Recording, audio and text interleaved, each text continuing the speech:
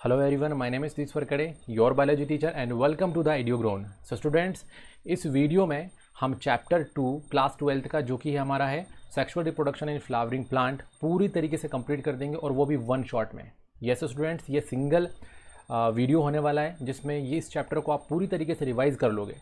तो बिना देर किए इस वीडियो को स्टार्ट करते हैं। बट मैं आपको बता दूं कि ये जो पर्टिकुलर वीडियो है आपके एग्जामिनेशन पॉइंट ऑफ व्यू से बहुत ही इंपॉर्टेंट है, तो इसको बिल्कुल एंड तक देखिएगा। और एक काम कीजिएगा कि जब आप वीडियो देखेंगे तो अपने हाथ में पेन और कॉपी लेके बैठिए ताकि आपके नोट्स भी धीरे धीरे क्या हो सके, प्रिपेयर हो सकें, है ना। तो इस वीडियो को स्टार्ट करने से पहले मैं रिक्वेस्ट करूंगा कि वीडियो को आप लाइक कर दें, देन उसके बाद फिर पूरा वीडियो कंप्लीट देखें और अपने दोस्तों के साथ बिल्कुल इसको शेयर करें जो इस चैप्टर को पढ़ना चाहते हैं। तो बिना कोई देर किए चलिए इस वीडियो को स्टार्ट करते हैं।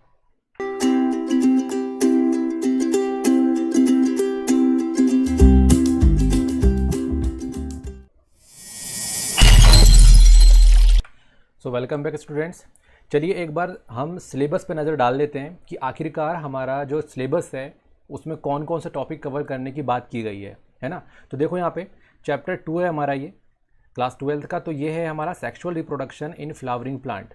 ओके, तो फ्लावरिंग प्लांट में जो रिप्रोडक्शन होता है उसके बारे में हमें यहाँ पे डिस्कस करना है। तो इसमें हम फ्लावर का स्ट्रक्चर, देन मेल और फीमेल गैमेटोफाइट का जो डेवलपमेंट है वो कैसे होता है, देन पॉलिनेशन क्या होगा और उसके किस किस कारण से, मतलब डेट मीन्स कि उसके एजेंट्स क्या क्या होंगे वो भी हमको यहाँ पे डिस्कस करना है। देन उसके बाद कुछ डिवाइसेस हैं जिसको हम क्या बोलते हैं, आउटब्रीडिंग डिवाइस, उसके बारे में भी हम यहाँ पे डिस्कस करेंगे। देन पोलन पिस्टल इंट्रैक्शन, ये जो टॉपिक है ये भी हम यहाँ पे कवर करेंगे, तो ये सिलेबस में भी दिया हुआ है। देन इसके बाद फिर यहाँ पे डबल फर्टिलाइजेशन किसको बोलते हैं, कैसे होता है, ये भी एक इंपॉर्टेंट पॉइंट है यहाँ पे। देन उसके बाद फिर यहाँ पे पोस्ट फर्टिलाइजेशन इवेंट में यहाँ पे एंडोस्पर्म का डेवलपमेंट, एम्ब्रियो का डेवलपमेंट, सीड का डेवलपमेंट और फ्रूट कैसे बनता है, इन सभी टॉपिक पे हमको यहाँ पे डिस्कस करना है। और इसके अलावा यहाँ पे एपोमिक्सिस किसको बोलते हैं, देन कुछ टर्मोलॉजीज़ हैं जैसे कि पार्थेनोकार्पी, पॉली एम्ब्रियोनी, क्या होता है ये, इनके बारे में भी हमको यहाँ पे डिस्कस करना है ना। देन उसके बाद लास्ट में हम डिस्कस करने वाले हैं सीड डिस्पर्जल और फूड फॉर्मेशन। तो ये सारे के सारे जो ओवरऑल जो टॉपिक हैं इसको हम वन शॉट में कवर करने वाले हैं। तो बहुत ही इंपॉर्टेंट वीडियो, बिना देर किए स्टार्ट करते हैं। सबसे पहला टॉपिक, ठीक है, सबसे पहले हम बात कर लेते हैं यहाँ पे फ्लावर के बारे में। सो स्टूडेंट्स, अगर हम फ्लावर के बारे में बात करते हैं तो हम देखते हैं कि हमारे चारों तरफ बहुत फ्लावर है ना, आपको दिख ही जाएंगे। देखो यह सनफ्लावर है यहाँ पे। अगर हम इसको देखें, एक सेक्शन व्यू देखें कि कौन कौन सी चीज़ें मिलती हैं, तो आप देखोगे कि तो वहाँ आपको क्या दिखेगा, कलरफुल रीजन दिखेगा जिसको हम क्या बोलते हैं, पेटल बोलते हैं। और इसके अलावा मेल और फीमेल पार्ट दिखने वाला है जिसको हम क्या बोलते हैं, एंथर एंड स्टिग्मा। तो पेटल बेसिकली जो कलरफुल रीजन ये जो दिख रहा है ना, ये देखो येलो येलो कलर का, ये बेसिकली क्या है, पेटल्स हैं। और इसके अंदर यहाँ पे आप देखोगे तो एंथर और स्टिग्मा स्टाइल ओवरी, ये कंपोनेंट्स जो है मिल रहे हैं। इसके अलावा फिलामेंट यहाँ पे देखने को मिल रहा है और सेपल देखने को मिल रहा है। सो स्टूडेंट्स, अगर मैं फ्लावर की बात करता हूँ तो ये एक क्या पार्ट है, ये सेक्सुअल रिप्रोडक्शन का पार्ट है। दैट मीन्स कि अगर प्लांट में सेक्सुअल रिप्रोडक्शन होता है तो कहाँ होता है, वो बेसिकली फ्लावर में ही होता है। क्यों? क्योंकि इसमें दो स्पेसिफिक स्ट्रक्चर मिलते हैं। क्या क्या मिलता है इसमें? इसमें मिलता है हमको एक तो मेल रिप्रोडक्टिव सिस्टम और फीमेल रिप्रोडक्टिव सिस्टम। तो मेल रिप्रोडक्टिव सिस्टम को हम क्या बोलते हैं यहाँ पे, स्टेमन, है ना। मेल रिप्रोडक्टिव सिस्टम जो होता है उसको हम क्या बोलते हैं, स्टेमन। और जो पिस्टल होता है ये फीमेल रिप्रोडक्टिव ऑर्गन होता है ना। तो एक मेल रिप्रोडक्टिव ऑर्गन है और एक फीमेल रिप्रोडक्टिव ऑर्गन है, और ये दोनों ही पार्ट बेसिकली हमको कहाँ मिलते हैं, फ्लावर में मिलते हैं। इसीलिए इसको क्या बोलते हैं, सेक्सुअल रिप्रोडक्शन की साइट। अगर हम इसको बात करें तो इसके अलावा आपको सेपल और आपके पेटल मिलेंगे। तो सेपल और पेटल की बात करें तो ये देखो यहाँ पे कलरफुल पार्ट सेपल, है ना। सेपल बेसिकली ग्रीन कलर का होता है और पेटल जो रहता है रंग बिरंगे डिफरेंट कलर से वहाँ पे मिलते हैं, ठीक है। तो पेटल और सेपल यहाँ पे होते हैं जो कि बेसिकली अट्रैक्शन का काम करते हैं, है ना।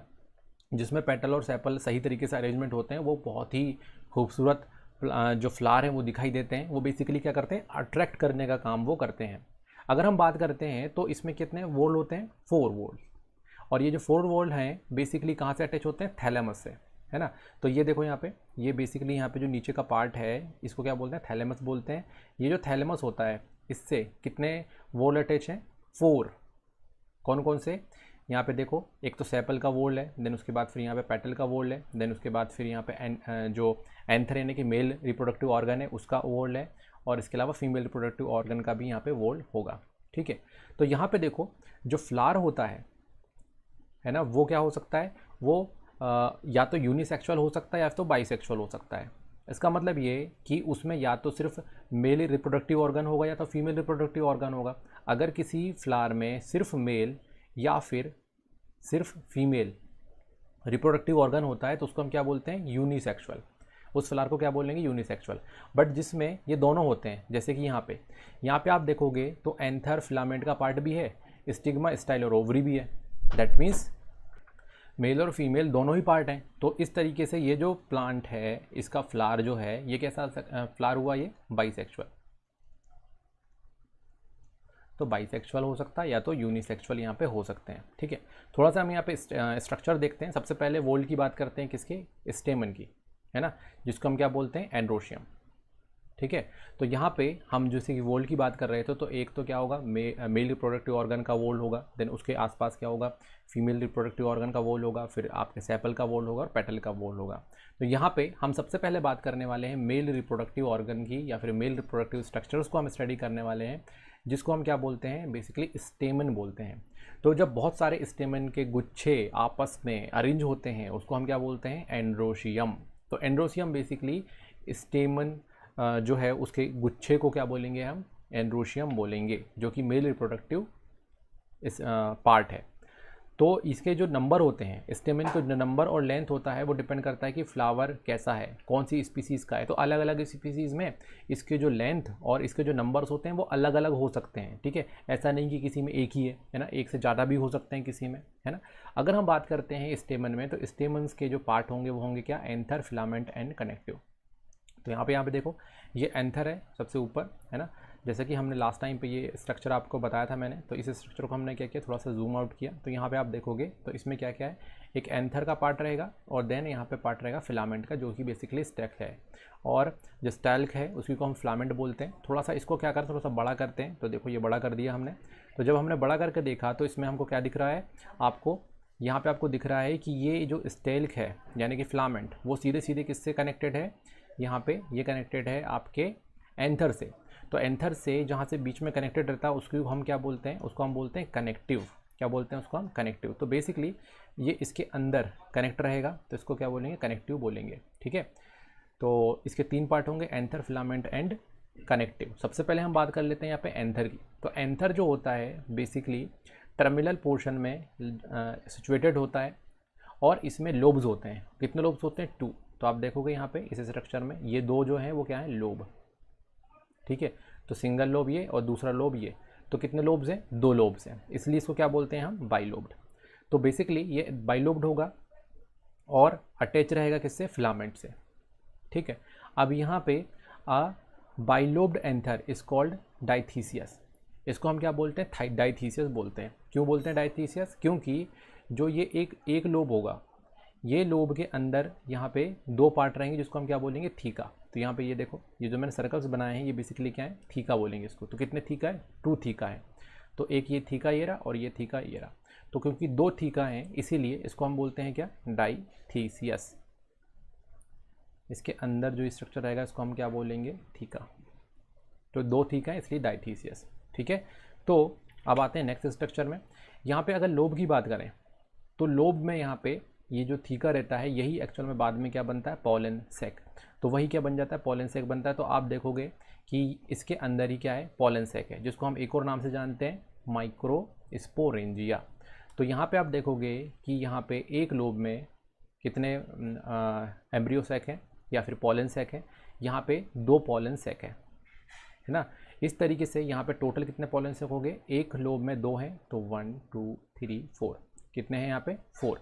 तो 4 यहाँ पे क्या होंगे, माइक्रोस्पोरेंजिया होंगे। तो क्योंकि 4 माइक्रोस्पोरेंजिया होंगे इसलिए इसको क्या बोलते हैं, टेट्रास्पोरेंजिएट। क्या बोलते हैं इसको हम, टेट्रास्पोरेंजिएट। तो टेट्रास्पोरेंजिएट इसका स्ट्रक्चर होता है। अगर हम बात करते हैं तो ये लॉन्गिट्यूडिनली क्या होता है, नीचे की तरफ बढ़ता चला जाता है। ये देखो, है ना, लॉन्गिट्यूडिनली नीचे की तरफ बढ़ता जाएगा। ठीक है, और ये जो थीका रहेंगे ये कैसा रहेंगे, सेपरेट रहेंगे। अब हम बात करेंगे एंथर की, हो गई हमारी बात, जो कि हमारा कैसा है, डाइथीसियस है और बाइलोब्ड है। अब हम बात करेंगे यहाँ पे फिलामेंट की। अगर हम फिलामेंट की बात करते हैं तो ये एक सिलेंड्रिकल शेप का स्टैल्क होता है ना, जो स्टेमन जो होता है उसी का पार्ट रहेगा ये बेसिकली। और ये क्या होगा, its proximal end is attach to the thalamus. इसका जो नीचे का पोर्शन होता है ये कहाँ से कनेक्ट रहता है, ये थैलेमस से कनेक्ट रहता है। तो बेसिकली यहाँ पे मैंने आपको बताया था नीचे यहाँ पे थैलेमस है, ये तो थैलेमस का जो पोर्शन है वहाँ से ये क्या रहेगा, ये कनेक्ट रहेगा। अब बात करेंगे हमें कनेक्टिव की, तो बीच में कनेक्टिव रहता है ये। So the structure which connect the anther, anther को क्या करता है, कनेक्ट करता है ये, इसको हम क्या बोलते हैं, कनेक्टिव बोलते हैं। इसके थोड़ा सा एंथर, अब हम क्या करते हैं कि जो हमारा एंथर है उसी को हमने यहाँ पे क्या किया, सेक्शन व्यू से कट कर दिया। तो आप कट करोगे तो अलग अलग पार्ट आपको दिखाई देने वाले हैं। देखो उसको क्या करा हमने, ऊपर से कट किया तो क्या हुआ कि बटरफ्लाई जैसा स्ट्रक्चर आ रहा है। अब जब ये बटरफ्लाई जैसा स्ट्रक्चर आ रहा है तो हम इसको बहुत सारी लेयर्स दिखाई देती हैं हमको। देखो ये बाहर की लेयर दिखाई दे रही है हमको, फिर उसके अंदर की लेयर, अंदर की लेयर, और फिर अंदर यहाँ पे देखो सर्कल्स दिखाई दे रहे हैं, है ना। तो सर्कल जैसे हमें यहाँ पे डायग्राम है इसलिए मैं आपको सर्कल बता रहा हूँ। तो बेसिकली जो सबसे बाहर की लेयर है उसको बोलते हैं हम एपिडर्मिस। क्या बोलते हैं, एपिडर्मिस। फिर अंदर की लेयर उसके क्या होगी, एंडोथीशियम होगी। एंडोथीशियम के अंदर जो मिलेगा हमको क्या मिलेगा, यहाँ पे मिडिल लेयर मिलेगा। फिर मिडिल लेयर के अंदर जो है वहाँ पे क्या मिलेगा हमको, एक सेल का सर्कल, सेल से बना हुआ एक सर्कल टाइप का मिलेगा जिसको हम क्या बोलते हैं, टैपिटम। क्या बोलते हैं, टैपिटम बोलेंगे। अब देखो यहाँ पे मैंने आपको बताया है कि ये कनेक्टिव जो कनेक्ट है बेसिकली ये कहाँ का पार्ट है, ये वही स्टैल्क है बेसिकली, फिलामेंट, जो यहाँ से किससे कनेक्टेड है, एंथर से कनेक्टेड है। तो यहाँ पे हम ट्रांसवर्स सेक्शन देख रहे हैं, एंथर को ट्रांसवर्सली क्या कर दिया, कट कर दिया। तो कट करने पे हमको समझ में आता है कि ये कैसा होता है, टेट्रागोनल स्ट्रक्चर होता है जिसमें 4 माइक्रो स्पोरेंजिया होते हैं। तो 1 2 3 4 माइक्रो स्पोरेंजिया होंगे और एक लोब में, है ना, ये एक सिंगल लोब है। इसमें कितने हैं, इसमें 2 आपके क्या है, 2 आपके माइक्रो स्पोरेंजिया हैं, है ना। एक लोब में 2 हैं तो टोटल कितने हो गए, 4। माइक्रो स्पोरेंजिया जो रहता है वही आगे चल के क्या बन जाता है, पॉलन सैक। दैट मीन्स वहीं पे पॉलन ग्रेन फॉर्म होते हैं, तो ये पॉलन सैक की तरह काम करता है। Then they extend longitudinally throughout the length of anther, है ना। पूरी एंथर की लॉन्गिट्यूडिनली क्या होता है, नीचे की तरफ बना हुआ रहता है। और these are packed with pollen grain, और ये क्या होता है, इसमें पॉलन ग्रेन बाद में डेवलप हो जाते हैं, है ना। तो इसको हम क्या करें, थोड़ा सा बड़ा करते हैं और फिर देखते हैं। ये देखो इसका एक पोर्शन को जब हम बड़ा करते हैं तो हमको यहाँ पे सेल की लेयर्स दिखाई देती हैं। तो बाहर की जो लेयर है वो बाहर की लेयर जो रहेगी वो एपिडर्मिस होगी। एपिडर्मिस के बाद जो अंदर की लेयर होगी वो एंडोथीशियम होगी। फिर मिडिल लेयर मिलेगा और फिर यहाँ पे हमको मिलने वाला है एक लेयर, स्पेसिफिक लेयर, जिसको हम क्या बोलते हैं, टैपिटम। ठीक है, तो ये कुछ लेयर्स आपको यहाँ पे मिलने वाली हैं। थोड़ा सा मैं आपको बता देता हूँ। तो बेसिकली ये स्ट्रक्चर है माइक्रोस्पोरेंजियम का, या फिर जिसको हम बोलते हैं पॉलन सैक। ये कैसा होता है, जनरली सर्कुलर होता है और बहुत सारी वॉल इसमें मिलती हैं। जैसे कुछ वॉल का नाम अभी मैंने बताया आपको, एपिडर्मिस, एंडोथीशियम, जो सो 2 से 3 लेयर आपका मिडिल लेयर मिलेंगी, और देन मिलेगा हमको टैपिटम मिलेगा। ठीक है, सो द फर्स्ट 2 लेयर, अगर हम ऊपर की 2 लेयर की बात करते हैं एंडोथीशियम और एपिडर्मिस की, तो ये दोनों क्या करती हैं, प्रोटेक्शन का काम करती हैं। ठीक है, और जब एंथर डाइहेस्ड होता है, दैट मीन्स कि जब वो फूटता है ना, तो फूटता है तो वहीं से क्या होता है, फिर पॉलन ग्रेन्स जो होते हैं वो रिलीज होते हैं। तो पॉलन ग्रेन वहीं से रिलीज होंगे। ठीक है, देन द मिडिल लेयर। अब हम किसकी बात करें, मिडिल लेयर की। तो मिडिल लेयर जो रहता है वो इनर मोस्ट लेयर होती है, मतलब इनर मोस्ट लेयर होगी मिडिल लेयर। फिर मिडिल लेयर के बाद इनर मोस्ट लेयर मिलेगी हमको टैपिटम, जो कि basically nourishment, that means food supply करेगा। लेकिन ये फूड किसके लिए है, फूड होगा पॉलन ग्रेन के डेवलपमेंट के लिए, क्योंकि टैपिटम जो है वो इनर मोस्ट लेयर है, उसके अंदर जो है बेसिकली पॉलन ग्रेन बनेंगे। तो पॉलन ग्रेन के खाना देने के लिए, पॉलन ग्रेन को नरिशमेंट देने के लिए यहाँ पे कौन सी लेयर है, टैपिटम लेयर है। अब यहाँ पे जो टैपिटम की जो सेल्स होती हैं उनमें डेंस साइटोप्लाज्म होता है और ये मल्टी न्यूक्लिएट होते हैं। मल्टी न्यूक्लिएट मतलब होता है क्या, एक से ज़्यादा न्यूक्लियस मिलते हैं, तो मोर देन 1 न्यूक्लियाई मिलेंगे, है ना। तो मल्टी न्यूक्लिएट होंगे और डेंस साइटोप्लाज्म होगा। वेनेवर एंथर इज यंग, जब एंथर जो होता है यंग होता है, a group of compactly arranged homogeneous cell called sporogenous tissue. देखो जब एंथर यंग होता है तो उसमें एक स्पेसिफिक सेल के गुच्छे, दैट मीन्स स्पेसिफिक सेल का क्लस्टर पड़ा हुआ रहता है, जिसको हम क्या बोलते हैं, स्पोरोजेनस टिश्यू बोलते हैं। ठीक है, तो ये माइक्रोस्पोरेंजियम में रहेगा स्पोरोजेनस टिश्यू, और यही स्पोरोजेनस टिश्यू जो है वो आगे डेवलप होकर क्या बनाएगा, पॉलन ग्रेन्स। अब हम बात कर लें यहाँ पे बहुत ही इंपॉर्टेंट प्रोसेस की, जिसको हम बोलते हैं माइक्रोस्पोरोजेनेसिस। दैट मीन्स माइक्रोस्पोरो मतलब माइक्रोस्पोर का बनना, जेनेसिस का मतलब क्या होता है, फॉर्मेशन। तो माइक्रोस्पोर का फॉर्मेशन को हम क्या बोलेंगे, माइक्रोस्पोरोजेनेसिस। चलो थोड़ा सा हम माइक्रोस्पोरोजेनेसिस के बारे में देख लेते हैं कि क्या होता है। माइक्रोस्पोर बेसिकली हम किसको बोलते हैं, पॉलन ग्रेन को बोलते हैं। जो पॉलन ग्रेन्स होती हैं उन्हीं को ही हम क्या बोलते हैं, माइक्रोस्पोर्स। तो बेसिकली माइक्रोस्पोर का बनना, उसका फॉर्मेशन हम यहाँ पे देखने वाले हैं।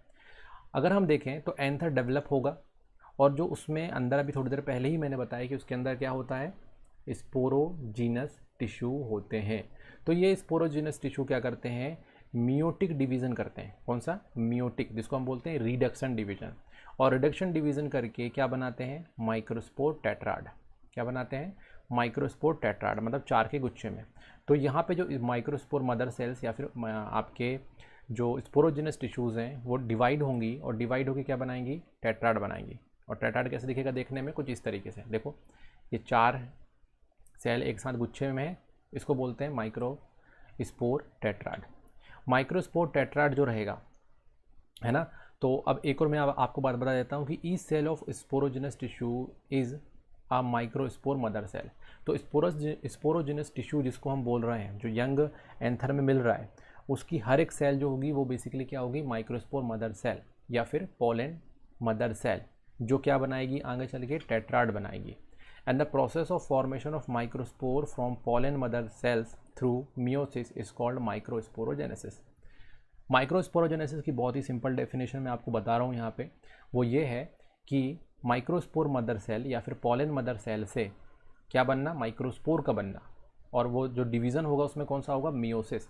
तो मियोसिस डिवीज़न के थ्रू माइक्रोस्पोर का फॉर्मेशन पोलन मदर सेल के थ्रू अगर होता है तो उसी को हम बोलते हैं माइक्रोस्पोरोजेनेसिस। अब थोड़ा सा हम बात कर लेते हैं यहाँ पे डायसेंस ऑफ एंथर का, कि एक बार क्या होगा, ये पूरा टेट्राड फॉर्म हो जाएगा। टेट्राड फॉर्म होने के बाद फिर क्या होगा, डेवलप होगा यहाँ पे पूरा का पूरा पोलन ग्रेन। तो देखो यहाँ पे मैं आपको एक बार बता देता हूँ पोलन ग्रेन कैसे डेवलप होता है। देखो टेट्राड बन गया, यहाँ पे जो था हमारा माइक्रोस्पोर मतलब स्पोरोजिनस टिश्यू के जो सेल्स थे वो उनने क्या बना लिया, उनने बना लिया माइक्रोस्पोर टेट्राड, है ना। क्या बनाया, ये टेट्राड बनाया। टेट्राड की एक से सेल रहेगी, वो क्या करेगी, डिवाइड करना स्टार्ट करेगी। ये देखो सिंगल सेल की बात कर रहा हूँ मैं यहाँ पे, कि स्पोरोजिनस टिश्यू में जो माइक्रोस्पोर टेट्राड बना है, उस टेट्राड का एक सेल जो रहेगा वो अलग कर लेते हैं हम। ये सेल एक सेल से 2 सेल में डिवाइड होगा, है ना। देखो यहाँ पे क्या हुआ है, मियोसिस के थ्रू बना है, तो इसमें नंबर ऑफ क्रोमोसोम क्या होंगे, n, है ना। इसमें नंबर ऑफ क्रोमोसोम हैप्लॉइड है। हैप्लॉइड मतलब क्या होता है, सिंगल सेट ऑफ क्रोमोसोम। जिसमें सिंगल सेट ऑफ क्रोमोसोम रहता है तो उसको हैप्लॉइड बोलते हैं। तो हैप्लॉइड नंबर ऑफ क्रोमोसोम है। तो देन क्या करेगा, ये जो सिंगल सेल रहेगी ये डिवाइड करेगी, है ना। देखो न्यूक्लियस जो है वो डिवाइड कर लेगा। डिवाइड करने के बाद फिर 2 टाइप के सेल बना लेगा। एक सेल को बोलेंगे हम वेजिटेटिव सेल और एक को बोलेंगे हम जनरेटिव सेल। तो पोलन ग्रेन जो है वो एक्चुअल में यहाँ पे मैच्योर हो रहा है। ये टेट्राड बन गया, टेट्राड बनने के बाद फिर धीरे धीरे मैच्योर हो रहा है। तो मैच्योर हुआ तो देखो क्या बना लिया उसने, वेजिटेटिव सेल और जनरेटिव सेल। तो आप देख रहे हो यहाँ पे कि इस पोलन ग्रेन में 2 टाइप की सेल्स होती हैं, एक वेजिटेटिव सेल होती है और जनरेटिव सेल होती है। इसको बोलते हैं हम 2 सेल। और अब क्या होगा, ये जनरेटिव सेल फिर डिवाइड हो जाती है जब फर्टिलाइजेशन के समय में, है ना। जब ये क्या होगा, फर्टिलाइजेशन होने की बारी आएगी तब ये क्या करेगा, पॉलिनेशन करेगा। तो उस पर्टिकुलर पीरियड में जनरेटिव सेल वापस से डिवाइड होती है ना। तो इसको हम डिस्कस करेंगे जब हम इंट्रैक्शन स्टडी करेंगे तो, ठीक है। तो इसका स्ट्रक्चर भी देखेंगे। तो बेसिकली पोलन ग्रेन में 2 तरीके की सेल्स वहाँ पे होती हैं, एक होता है वेजिटेटिव सेल और एक होता है जनरेटिव सेल, ठीक है। अभी हम पोलन ग्रेन का स्ट्रक्चर पढ़ेंगे तो उसमें मैं आपको बताऊंगा कि वेजिटेटिव सेल का क्या रोल है और जनरेटिव सेल आखिरकार क्या करती है। इससे पहले हम यहाँ पे देख लेते हैं डायसेंस ऑफ एंथर। अब पोलन जो है, मतलब यहाँ पे पोलन ग्रेन अच्छे तरीके से पूरे बन गए। अब यहाँ पे ये स्टेज आने के बाद ये देखो क्या होता है, इस पोलन ग्रेन बहुत सारे हो जाते हैं। अब ये पोलन ग्रेन जो रहेंगे क्या करेंगे, बाहर जाना है इनको, तो क्या होना पड़ेगा, इसको टूटना पड़ेगा। तो आपका जो एंथर रहेगा वो टूट जाएगा और पोलन ग्रेन कहाँ पे बाहर रिलीज हो जाएंगे। तो इसको हम क्या बोलते हैं, dehiscence of anther. So the microspore set arranged in a group of 4 cell and each group of cell is called microspore tetrad. जैसे कि अभी थोड़ी देर पहले मैंने बताया था कि ये वो क्या है, माइक्रोस्पोर टेट्राड है। अब ये जो है एंथर जो है मेच्योर होता है और डिहाइड्रेट होता है, जिसके कारण क्या होगा, microspore dissociated from each other and develop the pollen grain, और वो ये क्या होगा, इस प्रोसेस के थ्रू पॉलन ग्रेन बना लेगा। अब पॉलन ग्रेन बनाने के बाद each microsporangium thousands of pollen grain are formed, तो एक माइक्रोस्पोरेंजियम जो रहेगा उसमें थाउजेंड्स ऑफ माइक्रोस्पोर बनेंगे, है ना, यानी कि पॉलन ग्रेन बनेंगे। और उसके बाद फिर ये डाइसेंस होगा एंथर का, एंथर फूटेगा और सारे के सारे जो पॉलन ग्रेन है वो रिलीज हो जाएंगे। अब हम बात कर लेते हैं यहाँ पे कि पॉलन ग्रेन है उसका स्ट्रक्चर कैसे होता है। पॉलन ग्रेन को हम मेल गैमेटोफाइट भी बोलते हैं। क्या बोलते हैं? Male gametophyte. मेल गैमेटोफाइट जो होता है बेसिकली क्या होता है कि पॉलन ग्रेन क्या होते हैं, जर्मिनेट का होते हैं। क्या होते हैं? जर्मिनेट होते हैं और मेल गैमेटोफाइट का फॉर्मेशन करते हैं। ठीक है, तो पॉलन ग्रेन के बेसिकली क्या होते हैं, जर्मिनेट होंगे, है ना, मतलब यहाँ पे ये आगे चल के क्या करेगा, जर्मिनेट करेगा और पॉलन ट्यूब बनाता है। ये जो पॉलन ग्रेन होते हैं वो स्फेरिकल शेप में होते हैं और 20 से 50 माइक्रोमीटर तक के डायमीटर के होते हैं। और इनको, ये जो पॉलन ग्रेन होते हैं बेसिकली इनको प्रिजर्व भी कर सकते हैं, मतलब बहुत ही वेल प्रिजर्व होते हैं। और इसके पीछे का रीज़न है इनके ऊपर एक लेयर मिलती है जिसको हम क्या बोलते हैं, स्पोरोपोलेनिन। तो ये जो पर्टिकुलर डायग्राम है आप जो देख रहे हैं, इसके ऊपर एक लेयर मिलेगी, है ना। तो जहाँ जहाँ लेयर मिलती है ना, मतलब पूरी कवर नहीं करती है, थोड़ी थोड़ी जगह पे छोड़ती भी है ना। तो कुछ जगह को छोड़ेगी भी और पूरी, और कुछ जगह को कवर भी करेगी। तो जहाँ जहाँ स्पोरोपोलेनिन है वहाँ तो बिल्कुल ही सख्त रहेगी। दैट मीन्स कि वो कैसा रहेगा, क्योंकि स्पोरोपोलेनिन जो होता है वो अनरिएक्टिव होता है ना, टेम्परेचर रेसिस्टेंट होता है, टेम्परेचर से भी बहुत दिनों तक रह सकती है, टफ होता है बहुत ज़्यादा। तो इस तरीके से क्या होता है कि ये पॉलन ग्रेन को प्रोटेक्शन देते हैं, काम करती है और लंबे टाइम तक ये क्या रहता है, बने रहता है। ठीक, अगर मैं पॉलन ग्रेन की बात करता हूँ तो पॉलन ग्रेन जो रहता है 2 लेयर से मिलकर बना होता है, एक होगा एक्साइन और एक होगा इंटेन। तो एक्सिन जो है वो बेसिक बाहर की लेयर है और अंदर की लेयर क्या है, इंटेन। ठीक है, तो एक्सिन और अंदर क्या है, इंटेन। तो और इसके ऊपर कौन सी लेयर होती है, स्पोरोपोलेनिन की। ये जो लेयर किसकी है, स्पोरोपोलेनिन। अब देखो जहाँ जहाँ स्पोरोपोलेनिन नहीं मिल रहा है ना, वहाँ पे क्या होता है, वहाँ से ये क्या होता है, जर्मिनेट होता है ना, और पॉलन ट्यूब का फॉर्मेशन करता है। तो बेसिकली यहाँ पे पॉलन ग्रेन की बात करें तो एक बाहर की लेयर होगी एक्सिन, अंदर की लेयर होगी इंटेन, और अंदर सेल्स होंगी 2 टाइप की, एक वेजिटेटिव होगी और एक जनरेटिव सेल होगी। ठीक है, और देखो यहाँ पे इस स्ट्रक्चर को, एक्सिन, इंटेन, देन ऊपर स्पोरोपोलिन का रहेगा, देन वेजिटेटिव सेल और जनरेटिव सेल। अब यहाँ पे देखो जो पॉलन ग्रेन होता है वो जर्मिनेट होता है और क्या बनाता है, मेल गैमेटोफाइट बनाता है। मैंने आपको यहाँ पे ये बता ही दिया है कि इसकी जो साइज़ होता है कितना होता है। ठीक है, टफ रेसिस्टेंट मटेरियल का ये बना होता है। अब हम बात करेंगे यहाँ पे एक्सिन की। अगर हम एक्सिन की बात करते हैं तो ये आउटर मोस्ट हार्ड लेयर होता है जिसमें स्पोरोपोलेनिन भी मिलता है। और जो स्पोरोपोलेनिन रहता है ये बहुत ही रेसिस्ट ऑर्गेनिक मटेरियल होता है, आसानी से रिएक्टिव नहीं होता किसी से भी, और इस तरीके से हाई टेम्परेचर और स्ट्रॉन्ग एल्काली और एसिड से भी बच जाते हैं, और ये एंजाइम से भी डिग्रेड नहीं होते हैं। और एक्सिन हैज़ एपर्चर कॉल्ड जर्म पोर। अब इसमें क्या होता है, यहाँ पे छोटे छोटे पोल्स होते हैं जो क्या कहलाते हैं, जो होते हैं जर्म पोर।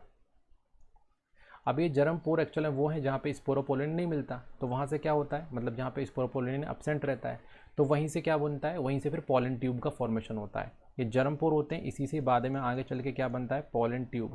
नहीं तो पॉलन ट्यूब को तो जगह ही ना मिले बाहर जाने का, तो पॉलन ट्यूब जो है वो बेसिकली जर्म पोर से बनती है जहाँ पे स्पोरोपोलेनिन नहीं मिलता। अब अगर इंटेन की बात करते हैं तो इनर लेयर होती है ना, कॉन्टिन्यूस लेयर होती है और सेलुलोज और पैक्टिन की बनी हुई होती है। जो इंटेन है वो सेलुलोज और पैक्टिन की बनी हुई होती है। और एक मैच्योर पॉलन ग्रेन जो होता है उसमें 2 टाइप की सेल्स होती हैं, जैसे मैंने आपको बताया, वेजिटेटिव सेल और जनरेटिव सेल। वेजिटेटिव सेल जो होता है बेसिकली ज़्यादा लार्ज होता है, बड़ा होता है और फूड उसमें रिजर्व रहता है। ठीक है, और उसका जो न्यूक्लियस होता है वो इर्रेगुलर शेप का होता है, जबकि जनरेटिव सेल की अगर मैं बात करता हूँ तो ये स्मॉल साइज़ का होता है और साइटोप्लाज्म में फोल्ड करता रहता है। और इसमें जो है आपके न्यूक्लियस होगा, डेंस साइटोप्लाज्म होगा इसमें। और पॉलन ग्रेन जो होगा इस पर्टिकुलर टाइप में जिसमें 2 सेल होते हैं उसको क्या बोलते हैं, टू सेल्ड स्टेज, है ना, इसको क्या बोलते हैं, 2 सेल्ड स्टेज। जब ये क्या करता है, जब ये दूसरे प्लांट में किसी प्लांट में क्या होता है कि ये जो 2 सेल स्टेज में जो जनरेटिव सेल होती है वो डिवाइड करके 2 सेल और बना लेती है। मतलब एक सेल रहेगी और एक सेल डिवाइड करके 2 सेल बना लेगी। और उस जो डिवीज़न होगा वो बेसिकली कौन सा टाइप का होगा, माइटोटिक डिवीज़न। कौन सा टाइप का डिवीज़न होगा वो, माइटोटिक डिवीज़न।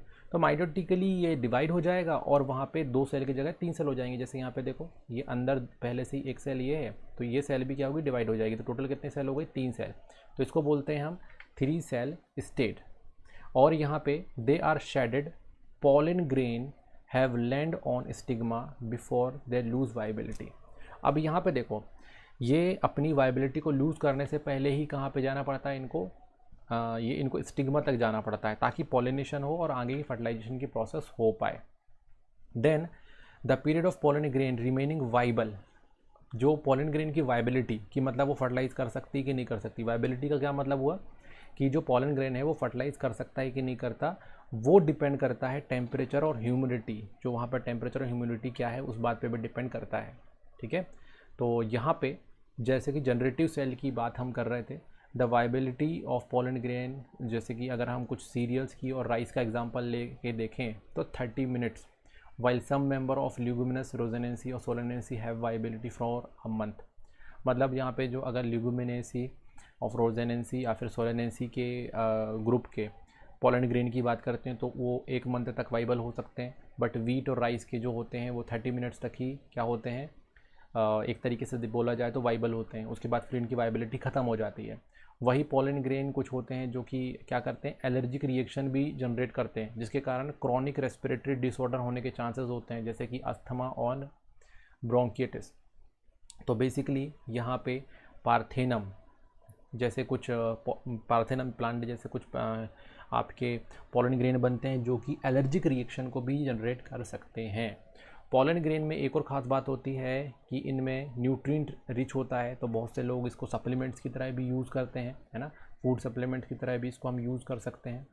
पॉलन जो होता है उसके टैबलेट्स भी बनाए जाते हैं, सायरप भी बनाए जाते हैं, है ना, ताकि एथलीट और रेस हॉर्स को, जो रेस करने वाले जो घोड़े होते हैं उनको भी दिया जाए और उनको क्या कर सकें, वो एनर्जी हासिल कर सकें। देन इनको बहुत दिनों तक भी हम इसको स्टोर करके रख सकते हैं, बट किस में करके रखना पड़ता है उसको, नाइट्रोजन में। नाइट्रोजन जो कि -196 डिग्री सेल्सियस पर ठंडा होता है, लिक्विड नाइट्रोजन को हम बोलते हैं। उस टेम्परेचर पे हम इनको बहुत समय तक स्टोर करके रख सकते हैं, सालों तक ये ख़राब नहीं होंगे वहाँ पे। ठीक है, और फिर उसको हम ब्रीडिंग प्रोग्राम में यूटिलाइज़ कर सकते हैं। ब्रीडिंग प्रोग्राम दैट मीन्स नए टाइप के प्लांट क्रिएट करना, उसमें भी हम इसका यूज़ करते हैं। तो ये है हमारा मेल रिप्रोडक्टिव सिस्टम प्लांट का। अब हम स्टडी करने वाले हैं female reproductive system. Female reproductive system की अगर हम बात करें तो इसमें जो पार्ट होंगे वो कौन कौन से, देखो यहाँ पे एक होगा स्टिग्मा, स्टाइल और ओवरी। और ओवरी जो है यहाँ पे कनेक्टेड है कहाँ से, थैलेमस से। ठीक है, तो यहाँ पे देखो 2 अलग अलग टाइप के डिज़ाइन आपको दिख रहा है, ये भी मेल रिप्रोडक्टिव सिस्टम है। देखो मेल रिप्रोडक्टिव सिस्टम को हम बोलते हैं गाइनोशियम, जिसको हम पिस्टिल, जो कि एक फीमेल रिप्रोडक्टिव सिस्टम होगा उसको हम क्या बोलेंगे, पिस्टल बोलेंगे।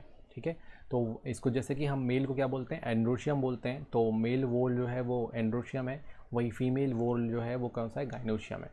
तो यहाँ पे ये फीमेल रिप्रोडक्टिव पार्ट होता है फ्लावर का, और इसमें पिस्टल होता है जिसको हम कार्पल के नाम से भी जानते हैं, है ना।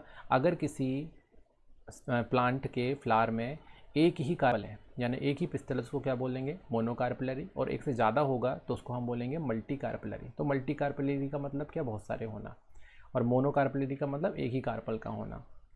When there is a more than 1 carpel, अगर एक से ज़्यादा कार्पल हैं तो या तो वो फ्यूज़ होंगे या तो अलग अलग होंगे।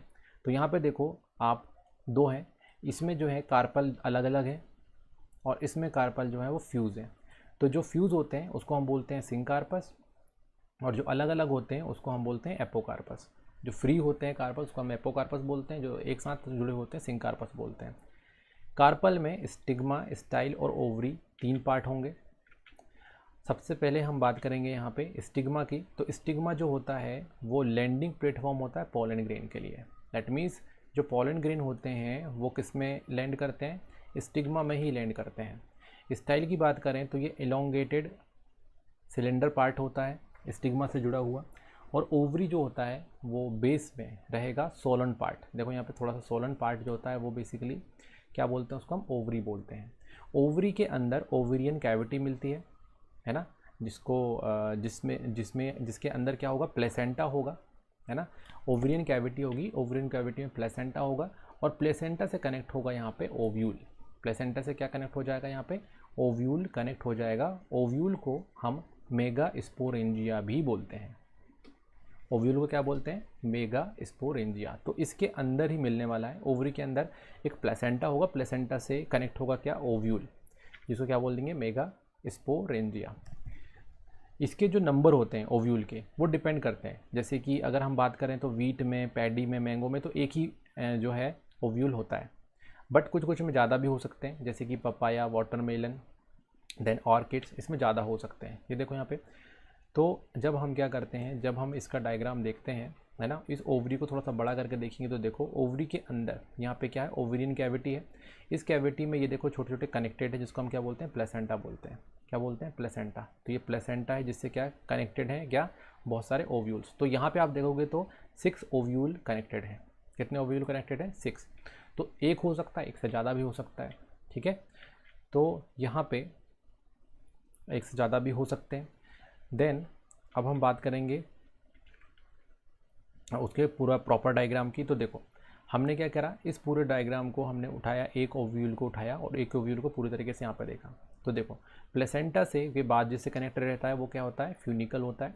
फ्यूनिकल के बाद फिर ये किससे कनेक्टेड रहता है, हाइलम से, और हाइलम के बाद फिर ये पूरा सर्कल पार्ट आ जाएगा। इसमें देखो क्या क्या पार्ट है। इसमें सबसे बाहर की 2 लेयर्स हैं जिसको हम क्या बोलते हैं, इंटेग्यूमेंट। तो एक आउटर इंटेग्यूमेंट और एक इनर इंटेग्यूमेंट, और फिर अंदर बहुत ही important part which is called nucellus. क्या रहेगा, न्यूसेलस। जहाँ पे इंटेग्यूमेंट का रीजन नहीं मिलता उसको बोलते हैं माइक्रोपाइल रीजन। क्या बोलते हैं, माइक्रोपाइल। माइक्रोपाइल के अपोजिट साइड हमको मिलता है चलाजा रीजन, ठीक है। और न्यूसेलस के अंदर मिलेगा एम्ब्रियो सैक। न्यूसेलस के अंदर क्या मिलेगा, एम्ब्रियो सैक। तो हम यह बोल सकते हैं कि इसमें स्मॉल स्ट्रक्चर प्लेसेंटा से अटैच रहता है जिसको हम क्या बोलते हैं, फ्यूनिकल। और जो फ्यूनिकल होता है वो फ्यूज़ होता है किसके साथ, हाइलम के साथ।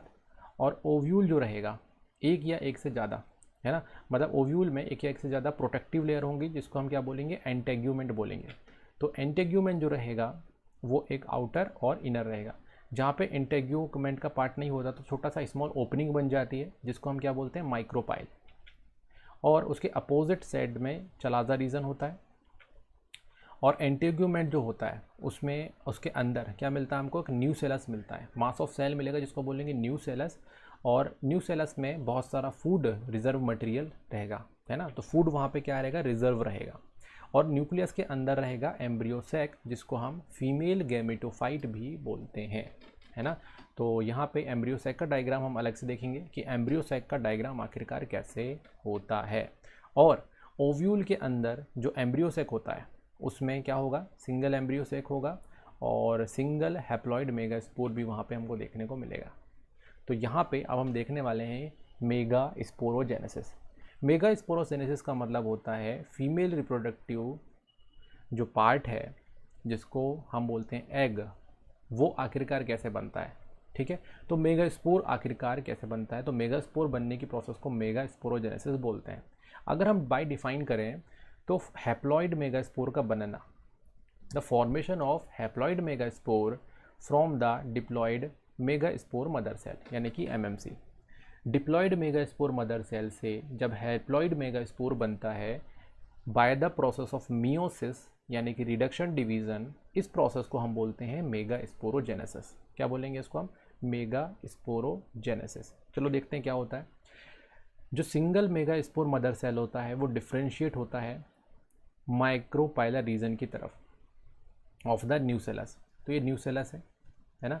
इस न्यूसेलस के इस तरफ क्या होगा, ये आपका डिवाइड करना स्टार्ट करेगा, है ना। यहाँ पे मेगास्पोर मदर सेल रहेंगी, वो डिफ्रेंशिएट होंगी, ठीक है। और मेगास्पोर मदर सेल जो रहेगा थोड़ा सा large cell containing dense cytoplasm and prominent nucleus. ये देखो यहाँ पे इस रीजन पे एक्चुअल में क्या है, ये पर्टिकुलर सेल है, ठीक है। ये माइक्रोपाइलर एंड है जिसमें ये चारों तरफ की सेल्स है न्यूसेलस की, और न्यूसेलस के बाद ये अंदर सेल है, इसको बोलते हैं megaspore mother cell. Megaspore mother cell जो है वो डिवाइड करता है अंदर, देखो एक से दो सेल बना दिए, तो दो सेल बना दिए, इसको बोलेंगे मेगास्पोर डायड। क्या बोलेंगे, मेगास्पोर डायड। ये पूरी एक सेल है, एक सेल से कितनी बन गई, दो सेल के बाद फिर डिवाइड होगी और कितनी बन जाएगी, 4। तो कितनी बन गई, 4 सेल बन गई, इसको बोलेंगे मेगास्पोर टेट्राड। क्या बोलेंगे इसको हम, मेगास्पोर टेट्राड। तो बेसिकली जो ये प्रोमिनेंट न्यूक्लियस है, एक ही न्यूक्लियस है, वो डिवीजन करेंगी मियोसिस, और यहाँ पे मेगास्पोर टेट्राड फॉर्म करेगी, जिसमें क्या रहेंगे, 4 हैप्लॉइड मेगास्पोर रहेंगे। So the megaspore mother cell undergo meiotic division resulting in the production of 4 haploid megaspore. 4 haploid megaspore बनाएगा। यहाँ पे एक सेल जो रहेगी वो 4 मेगास्पोर टेट्राड का फॉर्म करेगी। अब क्या होगा, इन 4 मेगास्पोर में से क्या होगा, अब देखो जो टेट्राड बने वो क्या होगा, in the most of flowering plant only 1 megaspore is functional. मतलब इन 4 में से 1 2 3 4 4 में से 3 जो होगा वो डिग्रेड हो जाएगा, और केवल एक जो रहेगा क्या रहेगा, फंक्शनल रहेगा। सिर्फ एक फंक्शनल रहेगा, बाकी सब क्या हो जाएंगे, डीजनरेट हो जाएंगे। And the functional megaspore develop होगा और क्या बनाएगा, एम्ब्रियोसैक, या फिर क्या बोलते हैं उसको हम, गैमेटोफाइट, फीमेल गैमेटोफाइट या फिर एम्ब्रियोसैक का फॉर्मेशन ये करेगा। And this method of embryo sac formation from single megaspore is termed as monosporic development.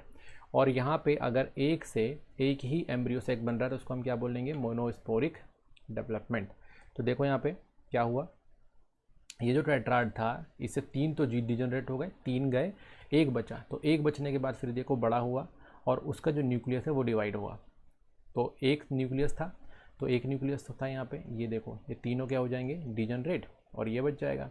फिर ये क्या करेगा, ये न्यूक्लियस डिवाइड होगा, न्यूक्लियस डिवाइड होकर 2 न्यूक्लियस बना लेगा, है ना।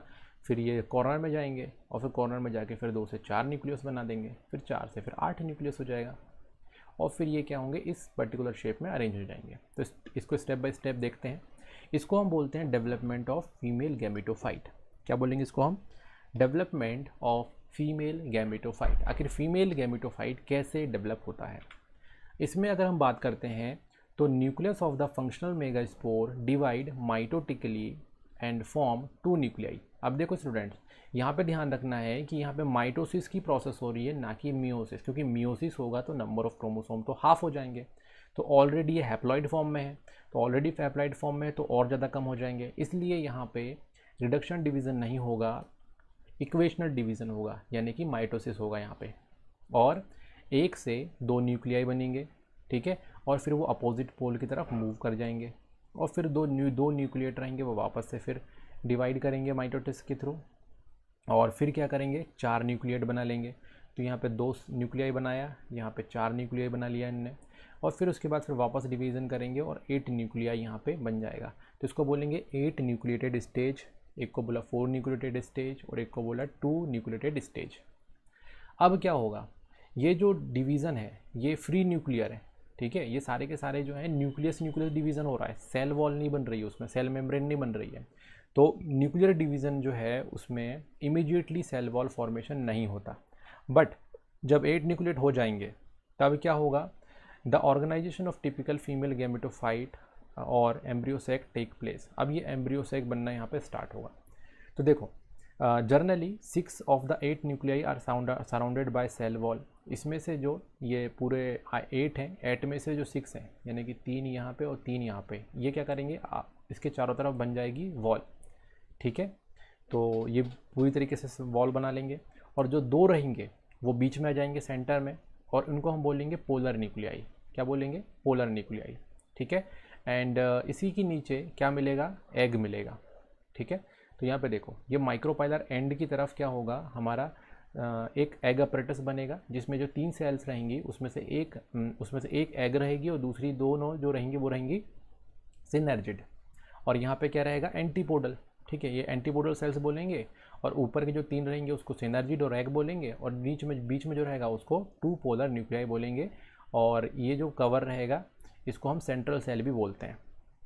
ठीक है, तो अगर हम इसको डिस्ट्रीब्यूशन देखें एम्ब्रियो सैक में, तो यहाँ पे कुछ इस तरीके का डिस्ट्रीब्यूशन हमको देखने को मिल रहा है पूरा डेवलप हो जाने के बाद। चलाजा रीजन ये है, और यहाँ पे देखो इस बार माइक्रोपेलर रीजन नीचे बना दिया है। ठीक है, तो अब देखो वो जो हमने डायग्राम देखा था ये वाला, तो माइक्रोपेलर रीजन पहले ऊपर बनाया था, है ना, तो चलाजा रीजन यहाँ था, तो ये इसको हमने रिवर्स कर दिया। ठीक है, तो माइक्रोपाइलर रीजन ये रहा। तो माइक्रोपाइलर रीजन में देखोगे तो आपको एग मिलेगा और सिनर्जिड मिलेगा। इसके अलावा यहाँ पे फिलीफॉर्म अपरेटस भी मिलेगा जो बेसिकली सिनर्जिड के साथ रहेगा, और ये हेल्प करता है पॉलन ट्यूब को। अगर बीच में बात करें तो यहाँ पे पोलर न्यूक्लियाई होगा जिसमें 2 सेल्स होंगी। दैट मीन्स यहाँ पे 2 सेल्स हैं, मतलब यहाँ पे किस कंडीशन में है, डिप्लॉयड फॉर्म में ऑलरेडी है ये, इसको बोलते हैं सेंट्रल सेल। और इसके अलावा यहाँ पे चलाजा रीजन पे यहाँ पे एंटीपोडल्स भी मिलने वाले हैं। तो डिस्ट्रीब्यूशन के देखें तो 3 cell consisting of 2 synergid and 1 egg cell which are grouped at the micropylar end form egg apparatus. तो यहाँ पे हमको ध्यान रखना है कि एग और सिनर्जिड जो हैं वो मिलके क्या बना रहे हैं, एग अपरेटस बना रहे हैं। सिनर्जिड जो होता है वहाँ पे स्पेशल सेलुलर थिकनिंग सेल्स होती हैं जो फिलीफॉर्म अपरेटा जिसमें अटैच रहता है। ठीक है, मतलब सिनर्जिड सेल के पास एक स्पेशल सेलुलर थिकनिंग्स होंगी जिसको हम क्या बोलेंगे, filiform apparatus. Filiform apparatus basically pollen tube को गाइड करता है कि पॉलन ट्यूब जो है वो कहाँ जाए, कहाँ पेनिट्रेट करे, है ना। तो ये सिनर्जिड जो है वो इस तरीके से हेल्प कर रही हैं। इसके अलावा यहाँ पे चलाजा रीजन होगा जहाँ पे एंटीपोडल सेल होंगी, और इस तरीके से हम बोल सकते हैं कि यहाँ पे टोटल 8 न्यूक्लियाई और 7 सेल हैं, है ना। 7 सेल 1 2 3, फिर ये 1 है यानी कि 4 5 6 7, तो 7 सेल। और न्यूक्लियाई की बात करें तो 3 ये 6 और बीच में 2 यानी कि 8, टोटल 8 न्यूक्लियाई और 7 सेल ये होगा। अब हम बात करेंगे यहाँ पे नेक्स्ट टॉपिक की जिसको हम क्या बोलेंगे, पॉलिनेशन, और फिर उसके बाद डिस्कस करेंगे हम यहाँ पे फर्टिलाइजेशन। तो पॉलिनेशन और फर्टिलाइजेशन को हम स्टडी करते हैं कि पॉलिनेशन क्या है। ठीक है, so the process of transfer of pollen grain from anther to stigma, मतलब एंथर से स्टिग्मा में अगर पॉलन ग्रेन का ट्रांसफ़र होता है तो उसी को हम क्या बोलते हैं, पॉलिनेशन। पॉलिनेशन करने के लिए यहाँ पे कुछ एजेंट्स होते हैं, है ना, जो इसकी हेल्प से पॉलिनेशन हो पाता है ना। तो जो पॉलन ग्रेन है वो एक जगह से दूसरी जगह कैसे जाता है, तो जिसके थ्रू जाता है उसको हम क्या बोलते हैं, एक्सटर्नल एजेंट। अगर हम एजेंट की बात करें तो यहाँ पे जो होंगे डिफरेंट एजेंट होंगे जिसको हम पॉलिनेटिंग एजेंट बोलेंगे। अब हम यहाँ पे सबसे पहले डिस्कस कर लेते हैं कि आखिरकार पॉलिनेशन जो है वो कितने टाइप का होता है। कि जैसे कि मैंने अभी आपको बताया कि पॉलन ग्रेन का ट्रांसफ़र एंथर से स्टिग्मा में होता है तो उसको बोलते हैं पॉलिनेशन। तो पॉलिनेशन 3 टाइप का हो सकता है, ऑटोगेमी, गायनेटोगेमी और जीनोगेमी। अगर हम बात करते हैं यहाँ पे तो देखो जैसे फ्लावर में यहाँ पे पोलन बना, यहाँ से पोलन अगर कहाँ चला गया, स्टिग्मा में लैंड कर गया, तो अब ये पॉलिनेशन है। तो ये कितने टाइप का होता है, तो देखो सबसे पहले हम बात करेंगे यहाँ पे ऑटोगेमी की। तो ऑटोगेमी मतलब यहाँ पे बेसिकली ये सेल्फ पॉलिनेशन का एक टाइप होता है। ठीक है, तो इसमें क्या होगा कि when a pollen grain are transfer from the anther to stigma of the same flower, मतलब यहाँ पे ये फ्लावर है, अब इस फ्लावर का पोलन ग्रेन इसी में ट्रांसफ़र हो गया, है ना, पोलन ग्रेन इसी के स्टिग्मा में चला गया, तो इसको हम क्या बोलेंगे, autogamy. In flower with exposed anther and stigma a completely autogamy is rare. तो देखो यहाँ पे अगर फ्लावर में स्टिग्मा और एंथर दोनों अगर एक्सपोज्ड हैं, बाहर खुले हुए हैं, तो उनमें ऑटोगेमी बहुत ही मुश्किल होता है ना। Hence the anther and the stigma should lie together to each other to enable self pollination. तो इस तरीके से अगर ऑटोगेमी करनी है तो उसके एक्सपोज नहीं होनी चाहिए। अगर फ्लावर जो है वो एक्सपोज्ड है यानी कि ऊपर ओपन है तो बहुत ही मुश्किल रहता है कि क्या कर पाए वो सेल्फ पॉलिनेशन, मतलब ये जो है आपका ऑटोगेमी हो पाए। तो along with this there should be synchrony in pollen release and stigma receptivity। और इसके अलावा एक और चीज़ है कि ऑटोगेमी अगर होना है तो ऑटोगेमी के लिए सिंक्रोनिसिटी भी चाहिए, कि मतलब पॉलन जो होगा उसका बनना और पिस्टिल का पूरी तरीके से क्या होना, डेवलप होना एक साथ हो। ताकि क्या हो पाए, ताकि पोलन ग्रेन उसको क्या कर पाए, पॉलिनेशन कर पाए। तो इस तरीके से कुछ यहाँ पर टेक्निक्स भी यूज़ होती हैं। अब हम यहाँ पे थोड़ा सा बात करेंगे ऑटोगेमी की ही। तो अगर हम बात करें तो दो टाइप के फ्लावर होते हैं, है ना। अगर हम फ्लावर को देखें ऑटोगेमी या फिर पॉलिनेशन के पॉइंट ऑफ व्यू से, तो एक होगा चैज़मोगेमस और एक होगा क्लिस्टोगेमस। तो दो टाइप के फ्लावर्स यहाँ पे हो सकते हैं। तो चैज़मोगेमस का मतलब क्या होगा, जो फ्लावर जो होते हैं ये क्या करते हैं, जिसमें एंथर और स्टिग्मा एक्सपोज होते हैं। तो चैज़मोगेमस में क्या होगा, एंथर और स्टिग्मा दोनों एक्सपोज होंगे, है ना, बाहर की तरफ ओपन होंगे। और क्लिस्टोगेमस फ्लावर जो वो होंगे जो कैसे होते हैं, जो ओपन नहीं होते, एकदम क्लोज होते हैं, ठीक है।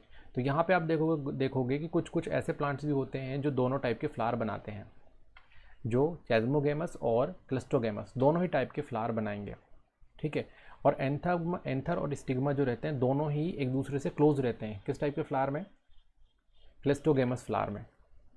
और इनमें ये जो होगा, they are autogamous as there is a no chance of cross pollination. और जो क्लिस्टोगेमस फ्लावर होते हैं उनमें जो पॉलिनेशन होता है उसमें क्रॉस पॉलिनेशन होता ही नहीं है, क्योंकि फ्लावर पूरी तरीके से क्या है, क्लोज है। और यहाँ पे व्हेन एंथर डाइहेस्ड, जब अब फ्लावर ऑलरेडी क्लोज है तो फ्लावर के अंदर ही क्या है, फ्लावर के अंदर ही एंथर है ना, और स्टिग्मा वहीं पर है, तो डाइहेस्ड होगा वहाँ पे और अंदर ही उसके कांटेक्ट में आ जाएगा और सेल्फ पॉलिनेशन यहाँ पे हो जाएगा। दैट मीन्स ऑटोगेमी यहाँ पे हो जाएगी। तो जो क्लिस्टोगेमस फ्लावर होते हैं, है ना, वो कैसे होते हैं, assured seed set even in absence of pollinators. मतलब यहाँ पे किसी टाइप के पॉलिनेटर्स की इनको ज़रूरत नहीं पड़ती। तो क्लिस्टोगेमस फ्लावर में जो पॉलिनेशन होता है वो सेल्फ पॉलिनेशन होता है, वो भी ऑटोगेमी होती है, जिसके कारण उनमें पॉलिनेटर एजेंट्स जो पॉलिनेशन करते हैं उनकी ज़रूरत इसमें नहीं पड़ती है। थोड़ा सा हम बात करेंगे यहाँ पे गायनेटोगेमी की। तो अगर हम गायनेटोगेमी की बात करते हैं तो इसमें क्या होता है, pollen grain are transferred from anther to stigma of the anther of the another flower of the same plant. मतलब एक ही प्लांट रहेगा, इसी प्लांट के यहाँ पे पोलन ग्रेन बना और दूसरे फ्लावर है मूव कर गया, इसको बोलते हैं क्या, गायनेटोगेमी।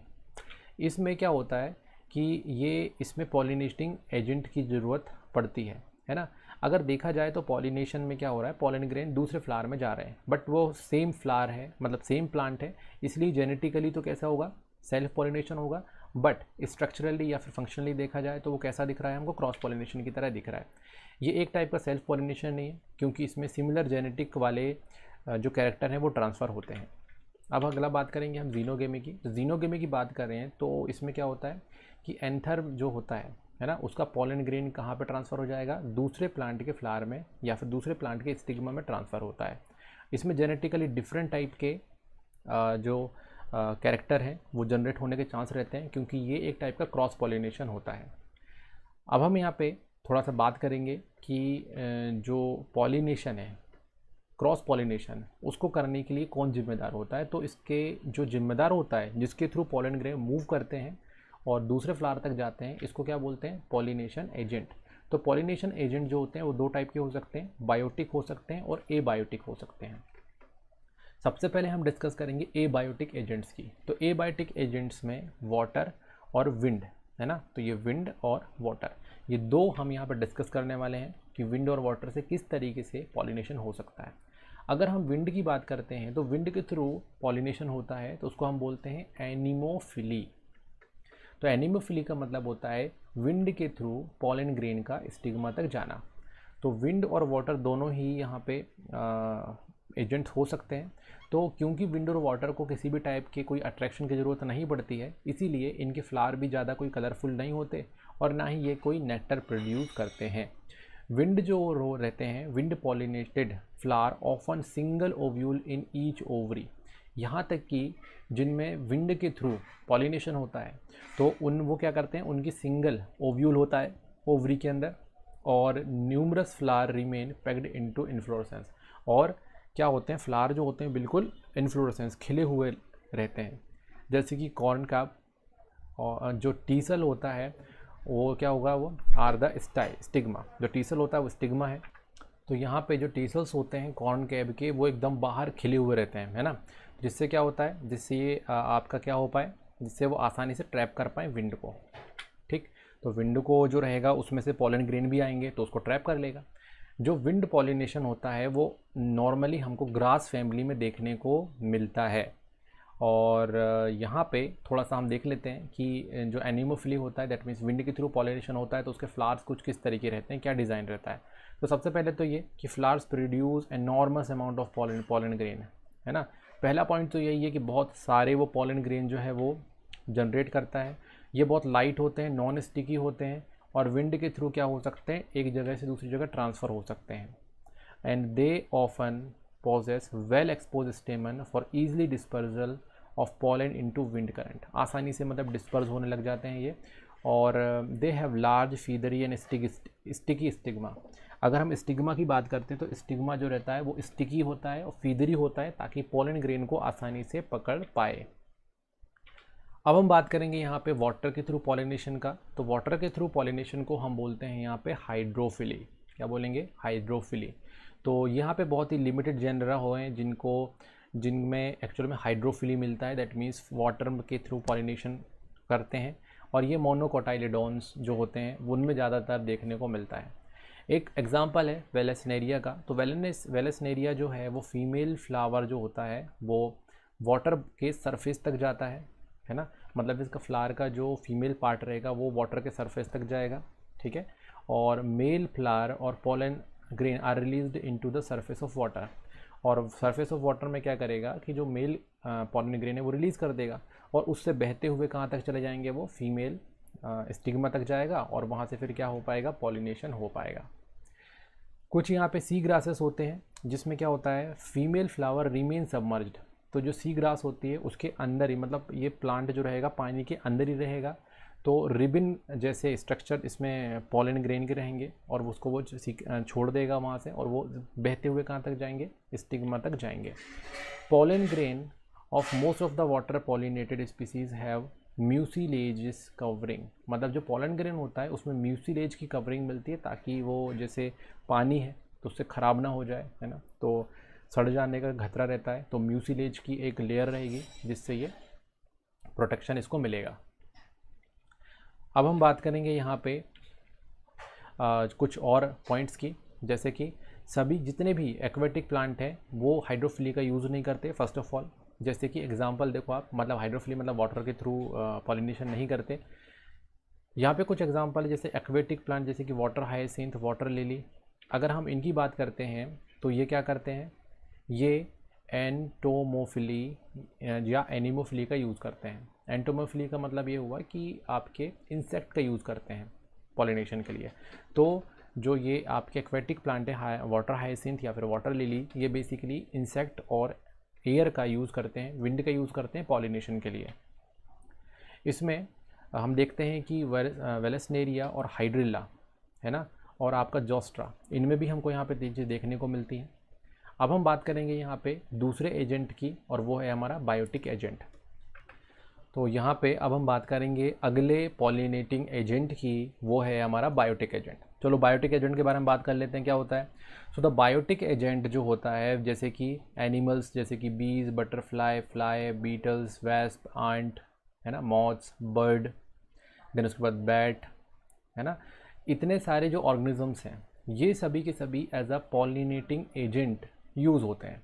ये क्या करते हैं, पॉलिनेशन करने में हेल्प करते हैं। तो कुछ यहाँ पे रेप्टाइल्स भी हैं जैसे कि गीको लिजर्ड और गार्डन लिजर्ड। तो ये भी क्या है, एक तरीके से पॉलिनेशन में हेल्प करते हैं। तो ये सभी के सभी होते हैं biotic agent, living organism. That means when the pollination take place by insect, अगर इंसेक्ट के थ्रू यहाँ पे पॉलिनेशन होता है तो उसको हम बोलते हैं एंटोमोफिली। तो एंटोमोफिली का मतलब होता है यहाँ पे इंसेक्ट के थ्रू पॉलिनेशन करना। कुछ जो प्लांट होते हैं वो क्या करते हैं, जो पर्टिकुलर पॉलिनेटिंग एजेंट हैं उनको सेफ़ प्लेस भी प्रोवाइड कराते हैं, है ना।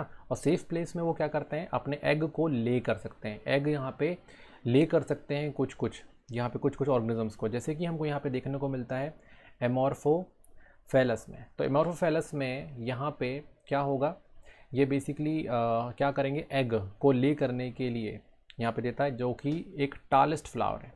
तो एमॉर्फोफेलस एक बहुत टालेस्ट फ्लावर है, वो पॉलिनेशन के लिए जगह देता है अपने पॉलिनेटिंग एजेंट को, है ना, जो कि एक बायोटिक एजेंट है। देन उसके अलावा कुछ यहाँ पे जो फ्लावर रहते हैं वो पॉलिनेटिंग एजेंट के साथ ऑब्लिगेट सिम्बायोटिक रिलेशनशिप में भी रहते हैं। दैट मीन्स उनका जो लाइफ साइकिल होता है इन्हीं के साथ ही कंप्लीट होता है। जैसे कि एक मॉथ है जिसको हम क्या बोलते हैं, प्रोनुबा। तो ये जो रहता है ये याका प्लांट के साथ क्या करता है, ऑब्लिगेट सिम्बायोटिक रिलेशनशिप में रहता है। ये बिना इस प्लांट के, है ना, बिना इस यूका प्लांट के क्या नहीं हो सकता, अपनी लाइफ साइकिल को कंप्लीट नहीं कर सकता।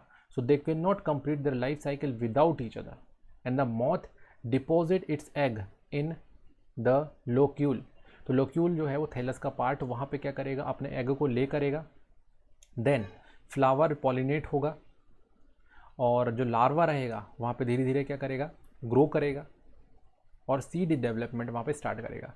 तो इस तरीके से क्या होता है, एक दूसरे के साथ जुड़ के ये क्या करते हैं, ऑब्लिगेट सिम्बायोटिक रिलेशनशिप भी बना लेते हैं। तो ये हमको पोर्नुबा और याका प्लांट के बीच में देखने को मिलता है। देन बहुत सारे इंसेक्ट्स जो रहते हैं वो पॉलन जो रहते हैं नेक्टर को कंज्यूम कर लेते हैं विदाउट पॉलिनेशन को। तो ये ऐसे भी कुछ इंसेक्ट्स होते हैं जिसको हम क्या बोलते हैं, नेक्टर रॉबर्स। तो एक छोटा सा पॉइंट है यहाँ पे नेक्टर रॉबर्स का कि वो पॉलन जो नेक्टर जो है वो बनाते हैं फ्लावर, ताकि जो भी पॉलिनेटिंग एजेंट है उनकी तरफ अट्रैक्ट हो और उनको फूड मिल पाए। बट यहाँ पे क्या होता है, कुछ कुछ नेक्टर रॉबर होते हैं जो क्या करते हैं, जो पॉलिनेशन भी नहीं करते और नेक्टर भी खा लेते हैं। अब बात करेंगे यहाँ पे कैरेक्टराइजेशन की, कैरेक्टरिस्टिक की, जो एंटोमोफिलस फ्लावर में होता है। तो एंटोमोफिलस जो फ्लावर्स होते हैं जो बेसिकली इंसेक्ट का यूज़ करते हैं, बहुत ही लार्ज होते हैं, मतलब अच्छे लार्ज, कलरफुल और फ्रेगनेंट और नेक्टर फॉर्म करते हैं। मतलब जिन ऐसे जो फ्लावर होते हैं जो एंटोमोफिलस यूज़ करते हैं पॉलिनेशन के लिए, उनको अच्छा दिखना पड़ता है ताकि वो क्या कर पाएँ, ताकि इंसेक्ट जो है उन पे क्या कर पाएँ, इंसेक्ट अट्रैक्ट हो पाएँ। तो उसके लिए वो नेक्टर भी देते हैं, है ना, जो कि एक तरीके का फूड है। When the flower are smell they form inflorescence to make them visible, है ना। तो फॉर्म यहाँ पे अगर हम देखते हैं कि जो फ्लावर रहता है वो बिल्कुल पूरी तरीके से खिले हुए रहते हैं, है ना, दिखते हैं दूर से। Then flower pollinated by flies beetle secrete foul odour, है ना।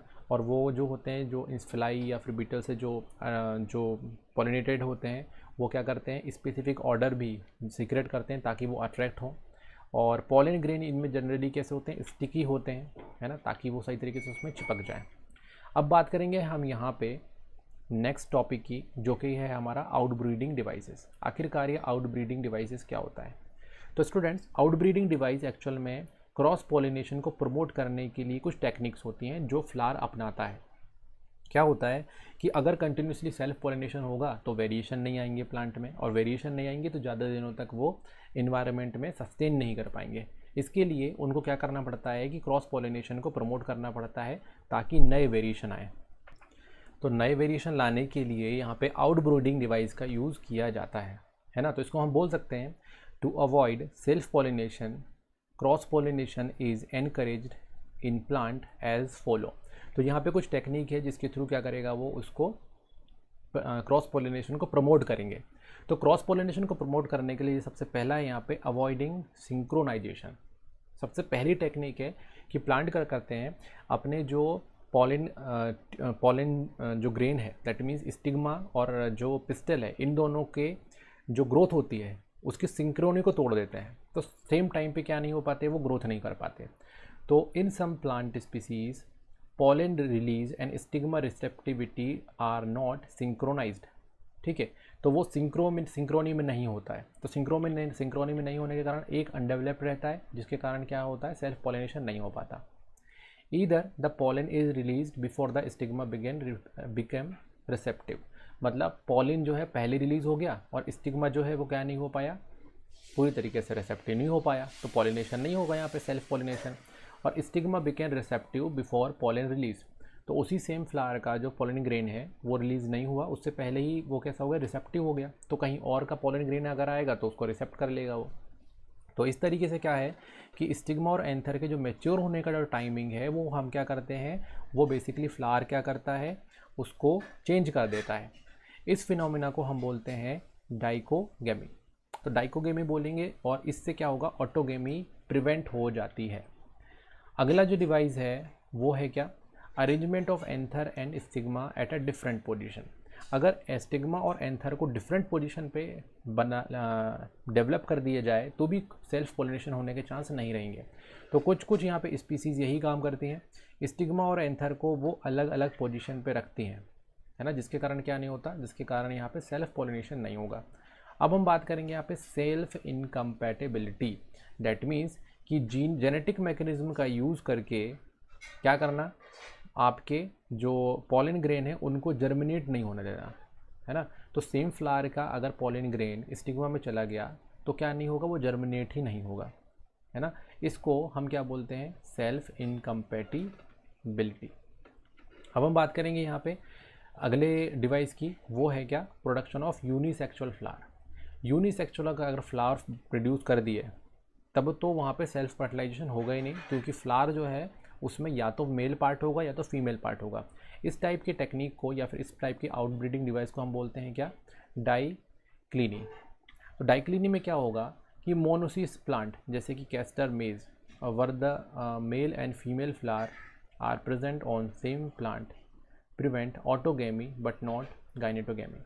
अब देखो यहाँ पे अगर मोनोसियस प्लांट है, मतलब जो फ्लावर बन रहा है वो या तो मेल होगा या तो फीमेल होगा। तो फ्लावर अगर मेल और फीमेल है तो एक ही प्लांट में दोनों प्रेजेंट हैं, तो ऑटोगेमी तो नहीं होगी, है ना। दैट मीन्स एक ही फ्लावर से पॉलिनेशन तो नहीं होगा, बट एक ही प्लांट के दो फ्लावर हैं तो वहाँ पे पॉलिनेशन हो सकता है। तो गाइनेटोगेमी तो हो सकती है, लेकिन क्या नहीं हो सकती, आपका ऑटोगेमी नहीं हो सकती मोनोसियस प्लांट में।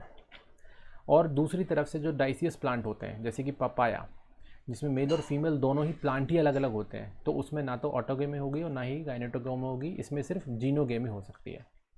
अब हम बात करते हैं नेक्स्ट टॉपिक पे। नेक्स्ट टॉपिक है हमारा फर्टिलाइजेशन, है ना। तो फर्टिलाइजेशन से पहले एक प्रोसेस होती है जिसको हम बोलते हैं पोलन पिस्टल इंटरेक्शन, वो डिस्कस कर लेते हैं। अब हम समझते हैं कि आखिरकार पोलन पिस्टल इंटरेक्शन क्या होता है। सो पोलन पिस्टल इंटरेक्शन हम इसमें बोलेंगे कि जो पॉलिनेशन होता है, जब पॉलिनेशन होगा तो पॉलन ग्रेन स्टिग्मा तक जाएंगे। अब स्टिग्मा तक जाने के बाद फिर पॉलन ग्रेन क्या करेगा, पॉलन ट्यूब का फॉर्मेशन करेगा, दैट मीन्स जर्मिनेट होगा। तो कौन सा पॉलन ग्रेन जर्मिनेट होगा, कौन सा पॉलन ग्रेन जर्मिनेट नहीं होगा, ये पूरी जो बेसिक जो चीज़ें होती हैं इसी को हम बोलते हैं पॉलन पिस्टल इंटरेक्शन। क्या बोलते हैं इसको हम, पॉलन पिस्टल इंटरेक्शन। तो चलो एक एक करके समझते हैं इसको। सो it is a dynamic process involving pollen recognition followed या following by promotion और inhibition of the pollen। तो pollen जो है वो प्रमोशन होके pollen ट्यूब का फॉर्मेशन करेगा या वो इनहिबिट हो जाएगा। तो ये जो पर्टिकुलर प्रोसेस है, ये प्रोसेस हमको पॉलन पिस्टल इंटरेक्शन में देखने को मिलती है। So this interaction take place through the chemical components produce by them. ये क्या करता है, कुछ केमिकल कंपोनेंट्स बनाता है जिससे इसकी वाइबिलिटी समझ में आती है, ठीक है। तो यहाँ पे देखो डायग्राम में कि कुछ यहाँ पे कुछ ऐसे हैं पॉलन ग्रेन जो क्या होते हैं, जो पॉलन ट्यूब का फॉर्मेशन नहीं कर पा रहे हैं, दैट मीन्स ये वाइबल नहीं है। तो नॉन वाइबल जो पॉलन ग्रेन होते हैं वो पॉलन ट्यूब का फॉर्मेशन नहीं कर पाते, बट जो वाइबल होता है वो पॉलन ट्यूब का फॉर्मेशन कर लेता है, ठीक है। So the pollen, if the pollen is compatible then the pistil accept it and promote the pollen post pollination event।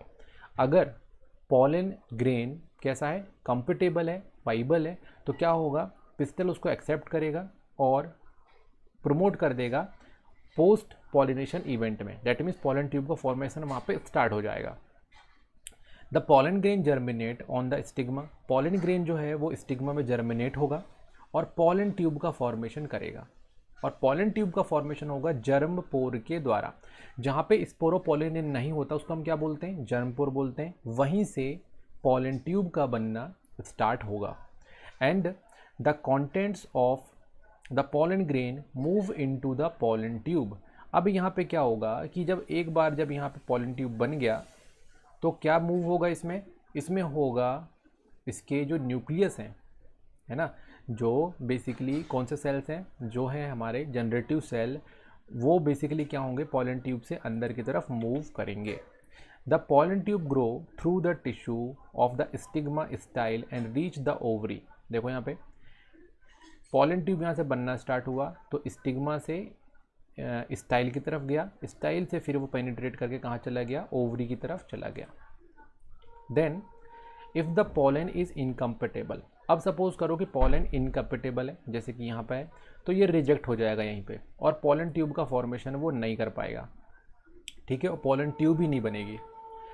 अब यहाँ पे क्या होता है, in some plants pollen grain are shedded at 2 cell stage. कुछ यहाँ पे ऐसे पॉलन ग्रेन होते हैं जिसमें 2 सेल्स होती हैं, जनरेटिव और वेजिटेटिव। तो जनरेटिव सेल रहता है वो डिवाइड करता है वहाँ पे और 2 मेल गैमेट बनाता है during the growth of pollen tube. और ये जो प्रोसेस होती है तभी होती है जब ट्यूब बन रहा होता है ना। तो ट्यूब बनने से पहले अगर बन गया वो 2 में डिवाइड हो गया तो क्या हो जाएगा, वो नॉन वाइबल हो जाएगा, क्योंकि पॉलन ट्यूब तो बना नहीं है, ठीक है। तो पॉलन ट्यूब के बनते समय क्या होता है, जनरेटिव सेल जो रहेगी 2 सेल का फॉर्मेशन कर देगी। इन plant that shedded pollen in 3 cell stage, the pollen tube carry 2 male gamete from the beginning। और ऐसे प्लांट जिनके पॉलन ग्रेन में पहले से ही अगर 2 सेल्स होती हैं, जनरेटिव सेल 2 होती हैं, तो उनको ज़रूरत नहीं पड़ती है डिवीज़न की, बट जो 2 सेल स्टेज में होती हैं वो डिवाइड होती हैं, है ना, ताकि यहाँ से जो पॉलन ट्यूब है में से क्या कर पाए, पॉलन ग्रेन जो है वो मतलब जो मेल गैमेट है वो मूव कर पाएँ और एम्ब्रियो सैक तक मूव कर पाएँ। The pollen tube after reaching the ovary, pollen tube जब ओवरी में रीच कर जाती है तो माइक्रोपाइलर एंड की तरफ से अंदर जाएगा और फिलीफॉर्म अपरेटस को पेनिट्रेट करता हुआ अंदर चला जाएगा। देखो यहाँ पे ये है नीचे जो पोर्शन है, इसमें ऊपर एग है, यहाँ पे दोनों अगल बगल सेनेर्जिड है। तो पॉलन ट्यूब जो है बेसिकली यहाँ पे देखो फिलीफॉर्म अपरेटस से इधर, इस फिलीफॉर्म अपरेटस से यहाँ अंदर पेनिट्रेट कर रहा है और यहाँ में मेल गैमेट भी क्या हो रही है, अंदर की तरफ आ रही हैं, ठीक है। और अब देखो पॉलन ट्यूब पूरी तरीके से अंदर रप्चर करते हुए अंदर आ गया, तो 2 न्यूक्लियस हैं, एक ये न्यूक्लियस है मेल गैमेट का जो पोलर न्यूक्लियस की तरफ जा रहा है और एक जो है वो किस तरफ जा रहा है, एग की तरफ जा रहा है, ठीक है। तो इस तरीके से क्या होगा, फिलीफॉर्म अपरेटस बेसिकली उसको वे दिखाएंगे, रास्ता दिखाएंगे कि कहाँ से पेनिट्रेट उसको करना है, गाइड करेंगे। So the filiform apparatus present in micropylar part of the synergid guide the entry of pollen tube। pollen tube की entry को यहाँ पे वो guide करता है। And the plant breeder can manipulate pollen crystal interaction even in incompatible pollinators to get desired hybrid। अब देखो students, यहाँ पे जो हाइब्रिड जो बनाते हैं, जो ब्रीड बनाते हैं, नई नई किस्में तैयार करते हैं, वो क्या करते हैं, इसी पॉलन पिस्टल इंटरेक्शन को मैनिपुलेट कर सकते हैं वो, है ना। इवन जो इनकम्पेटिबल पॉलन ग्रेन रहते हैं उससे भी वो पॉलिनेशन करवा लेते हैं। अब हम बात करेंगे उसी पर्टिकुलर टॉपिक की और उसको हम बोलते हैं आर्टिफिशियल हाइब्रिडाइजेशन। देखो यहाँ पे अभी हम थोड़ी देर बाद डिस्कस करने वाले हैं कि आखिरकार जो फर्टिलाइजेशन होता है वो कैसे होता है। अभी हमने देख लिया कि पॉलन ट्यूब से पॉलन ग्रेन के जो मेल गैमेट हैं वो कैसे मूव अंदर चले गए। अब हम बात करने वाले हैं यहाँ पे एक टॉपिक की जिसको हम बोलते हैं आर्टिफिशियल हाइब्रिडाइजेशन, यानी कि अगर हमको आर्टिफिशियली हाइब्रिडाइजेशन करना है, ब्रीड करना है, तो क्या करना पड़ेगा। So it is one of the major approach of crop improvement program by using desired pollen grain of pollination. यहाँ पे हम क्या करते हैं, आर्टिफिशियल हाइब्रिडाइजेशन में हम क्रॉप को इम्प्रूव करते हैं, है ना, मतलब क्रॉप को इम्प्रूव करने के लिए हम आर्टिफिशियली क्या करेंगे, पॉलिनेशन करेंगे, जिसको हम क्या बोलते हैं, आर्टिफिशियल हाइब्रिडाइजेशन। इसको करने के लिए 2 टेक्निक होती हैं, एक होती है इमस्कुलेशन और दूसरी होती है बैगिंग। हम क्या करते हैं, मन चाहे कैरेक्टर्स को लेने के लिए इमस्कुलेशन करते हैं या फिर बैगिंग करते हैं। इमस्कुलेशन में क्या करेंगे कि फ्लावर के एंथर को रिमूव कर देंगे, है ना, बाइसेक्सुअल फ्लावर रहेगा, तो क्योंकि हमको क्या नहीं करना है, ऑटोगेमी नहीं करनी है, हमको एक्चुअल में उस पोलन ग्रेन को ही फर्टिलाइज करना है जिस प्लांट को हमको लगता है कि इसके कैरेक्टर बहुत अच्छे हैं, तो उसके पोलन ग्रेन लिए और जो दूसरा फ्लावर है या दूसरा प्लांट का जो फ्लावर है उसको हमने क्या कर दिया, एंथर को कट कर दिए और कट करने के बाद फिर क्या करा, हमने पॉलिनेशन कर दिया और पॉलिनेशन कर दिया, तो इस प्रोसेस को हम क्या बोलेंगे, इमस्कुलेशन। तो इसमें हम क्या करते हैं, बेसिकली एंथर को कट करते हैं। The emasculation flower are then covered by the suitable bag. और उसके बाद फिर इमस्कुलेशन करने के बाद अगर हम क्या करें कि अगर हम सूटेबल बैग से उसको कवर कर दें, जिसके कारण क्या होगा, पॉलन ग्रेन जो रहेगा वो क्या नहीं होगा, उसकी तरफ कंटामिनेशन नहीं होगा, तो या दैट मीन्स पॉलिनेशन नहीं होगा, तो इसको बोलते हैं हम बैगिंग टेक्निक। तो बैगिंग टेक्निक होती है when the stigma attain receptive, the mature pollen grain collected from the anther to the male parents and dusted on the stigma, and then flower are rebagged and allow the development to the fruit। तो यहाँ पे simple सी बात है कि हम क्या करते हैं, पॉलिनेशन को रोक देते हैं। और पॉलिनेशन को रोकने का तरीका है इमोस्कुलेशन। एंथर को कट कर दिया तो सेल्फ पॉलिनेशन नहीं होगा। फिर उसके बाद जहाँ पे एंथर हमारे पास वो डेवलप हो गया पूरी तरीके से, तो उसके पॉलन ग्रेन को निकाला और डस्टिंग कर दी उसके ऊपर। जो डिज़ायर्ड हमारा फ्लावर है उसमें क्या करेंगे, पॉलन ग्रेन को वहाँ पे पहुँचा देंगे, तो वहाँ पे पॉलिनेशन हो जाएगा और हमारा डिज़ायर्ड कैरेक्टर का जो सीड है वो बनना स्टार्ट हो जाएगा। तो इस तरीके से यहाँ पे हम क्या करते हैं, यहाँ पे आर्टिफिशियल हाइब्रिडाइजेशन करते हैं। If the female parent produce unisexual flower, अगर कोई प्लांट ऐसा है जिसमें हमको ब्रीडिंग करना है, हाइब्रिडाइजेशन करना है और वो यूनिसेक्सुअल फ्लावर है, तो उसमें हमको इमस्कुलेशन या फिर बैगिंग करने की इमस्कुलेशन करने की हमको ज़रूरत नहीं पड़ेगी। And the female flower bud are bag before the flower open, और उसके अलावा हम क्या करते हैं, बैग कर देते हैं ताकि कंटामिनेशन ना आए। अब हम बात करते हैं यहाँ पे डबल फर्टिलाइजेशन की। आखिरकार ये डबल फर्टिलाइजेशन क्या है। हमने अभी आर्टिफिशियल हाइब्रिडाइजेशन जो था वो टेक्निक हम देख चुके हैं। अब हम डिस्कस करने वाले हैं डबल फर्टिलाइजेशन की, कि आखिरकार ये डबल फर्टिलाइजेशन क्या है। अगर हम डबल फर्टिलाइजेशन की बात करें तो the pollen tube after entering one of the synergid release it's content including the 2 male gamete into the cytoplasm of the synergid. अब देखो, हमने यहाँ पे देखा कि पॉलन ट्यूब जो है वो कहाँ तक आ चुका है, सिनर्जिड को पेनिट्रेट कर दिया। अब क्या होगा, उसके जो 2 मेल गैमेट रहेंगे वो रिलीज़ हो जाएंगे, ठीक है। अब वो क्या होगा, वो 2 मेल गैमेट जो है एक एग की तरफ मूव करेगा और उसको क्या करेगा, फ्यूज़ कर देगा और क्या बनाएगा, जाइगोट बना देगा। एग की तरफ जाएगा जहाँ पे सिनर्जिड सेल्स हैं, वहाँ पे एक एग भी है, एग सेल भी है, वहाँ पे ये एक मेल गैमेट जाएगा और उसको फ्यूज़ करके और क्या बना देगा, जाइगोट बना देगा। इस प्रोसेस को हम बोलते हैं सिंगैमी। इस प्रोसेस को हम क्या बोलते हैं, सिंगैमी, ठीक है। इसमें डिप्लॉयड जाइगोट बना है। और जो दूसरा मेल गैमेट है वो 2 न्यूक्लियर पोल की तरफ जाएगा और उसको फ्यूज़ करके और फर्टिलाइज कर देगा और वहाँ पे बनाएगा क्या, ट्रिप्लॉइड प्राइमरी एंडोस्पर्म न्यूक्लियस, जिसको हम बोलते हैं PEN। तो सेकंड जो मेल गैमेट है वो पोलर न्यूक्लियाई की तरफ जा रहा है ना, और उसको हम सेंट्रल सेल बोलते हैं। तो सेंट्रल सेल के पोलर न्यूक्लियाई की तरफ जाएगा और उसको फ्यूज़ करेगा और फर्टिलाइज करके क्या बनाएगा, PEN, यानी कि प्राइमरी एंडोस्पर्म न्यूक्लियस। और ये कैसा होगा, ट्रिप्लॉइड होगा, मतलब 3N, क्योंकि ऑलरेडी वो 2N था और एक N और चला गया तो क्या हो जाएगा, 3N। जबकि जाइगोट जो बना है वो है 2N, यानी कि डिप्लॉइड, और ये कैसा है, ट्रिप्लॉइड फॉर्म में है। As this involve the fusion of 3 haploid nuclei that is called triple fusion. और क्योंकि यहाँ पे 3 हैप्लॉइड न्यूक्लियाई आ रहे हैं इसलिए इसको क्या बोलते हैं, ट्रिपल फ्यूज़न बोलते हैं। ये जो यहाँ पे जो PEN बना है ये ट्रिपल फ्यूज़न से बना है, ठीक है। और यहाँ पे अगर हम देखें तो सिंगेमी हो रही है और ट्रिपल फ्यूज़न हो रहा है, मतलब 2 जगह पे फर्टिलाइजेशन हो रहा है, इसलिए इसको हम क्या बोलते हैं, डबल फर्टिलाइजेशन बोलते हैं। यहाँ पे जो ट्रिपल फ्यूज़न से जो PEN बना है, यानी कि प्राइमरी एंडोस्पर्म सेल बना है, वो एंडोस्पर्म का फॉर्मेशन करता है और ये जो एंडोस्पर्म है फूड प्रोवाइड करता है एम्ब्रियो के डेवलपमेंट के लिए। आपको याद रखना है, एंडोस्पर्म क्या करता है, एंडोस्पर्म एम्ब्रियो के डेवलपमेंट के लिए फूड प्रोवाइड करता है। अब हम बात करेंगे यहाँ पे कि आखिरकार जो एम्ब्रियो है वो किस तरीके से डेवलप होगा। सबसे पहले हम बात कर लेंगे यहाँ पे पोस्ट फर्टिलाइजेशन इवेंट की। तो the development of endosperm and embryo, the maturation of ovule into seed and ovary into fruit are post fertilisation event. तो पोस्ट फर्टिलाइजेशन इवेंट में क्या क्या होगा, सबसे पहला होगा कि एंडोस्पर्म जो रहेगा और एम्ब्रियो का कैसा डेवलपमेंट हो रहा है। तो अगर हम ओव्यूल की बात करें तो वो क्या बन जाता है, सीड बन जाता है, और ओवरी की बात करें तो वो फ्रूट बन जाता है। तो ओवरी से फ्रूट का बनना और ओव्यूल से सीड का बनना दोनों ही पोस्ट फर्टिलाइजेशन इवेंट्स हैं।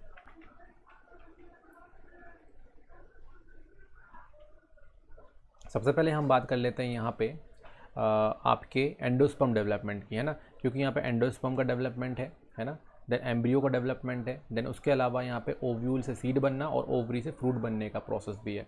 अगर हम बात करते हैं यहाँ पे एंडोस्पर्म डेवलपमेंट की, तो प्राइमरी एंडोस्पर्म सेल जो रहती हैं वो डिवाइड होती हैं रैपिडली माइटोसिस के थ्रू और ट्रिपलॉइड एंडोस्पर्म टिश्यू का फॉर्मेशन करती हैं, है ना।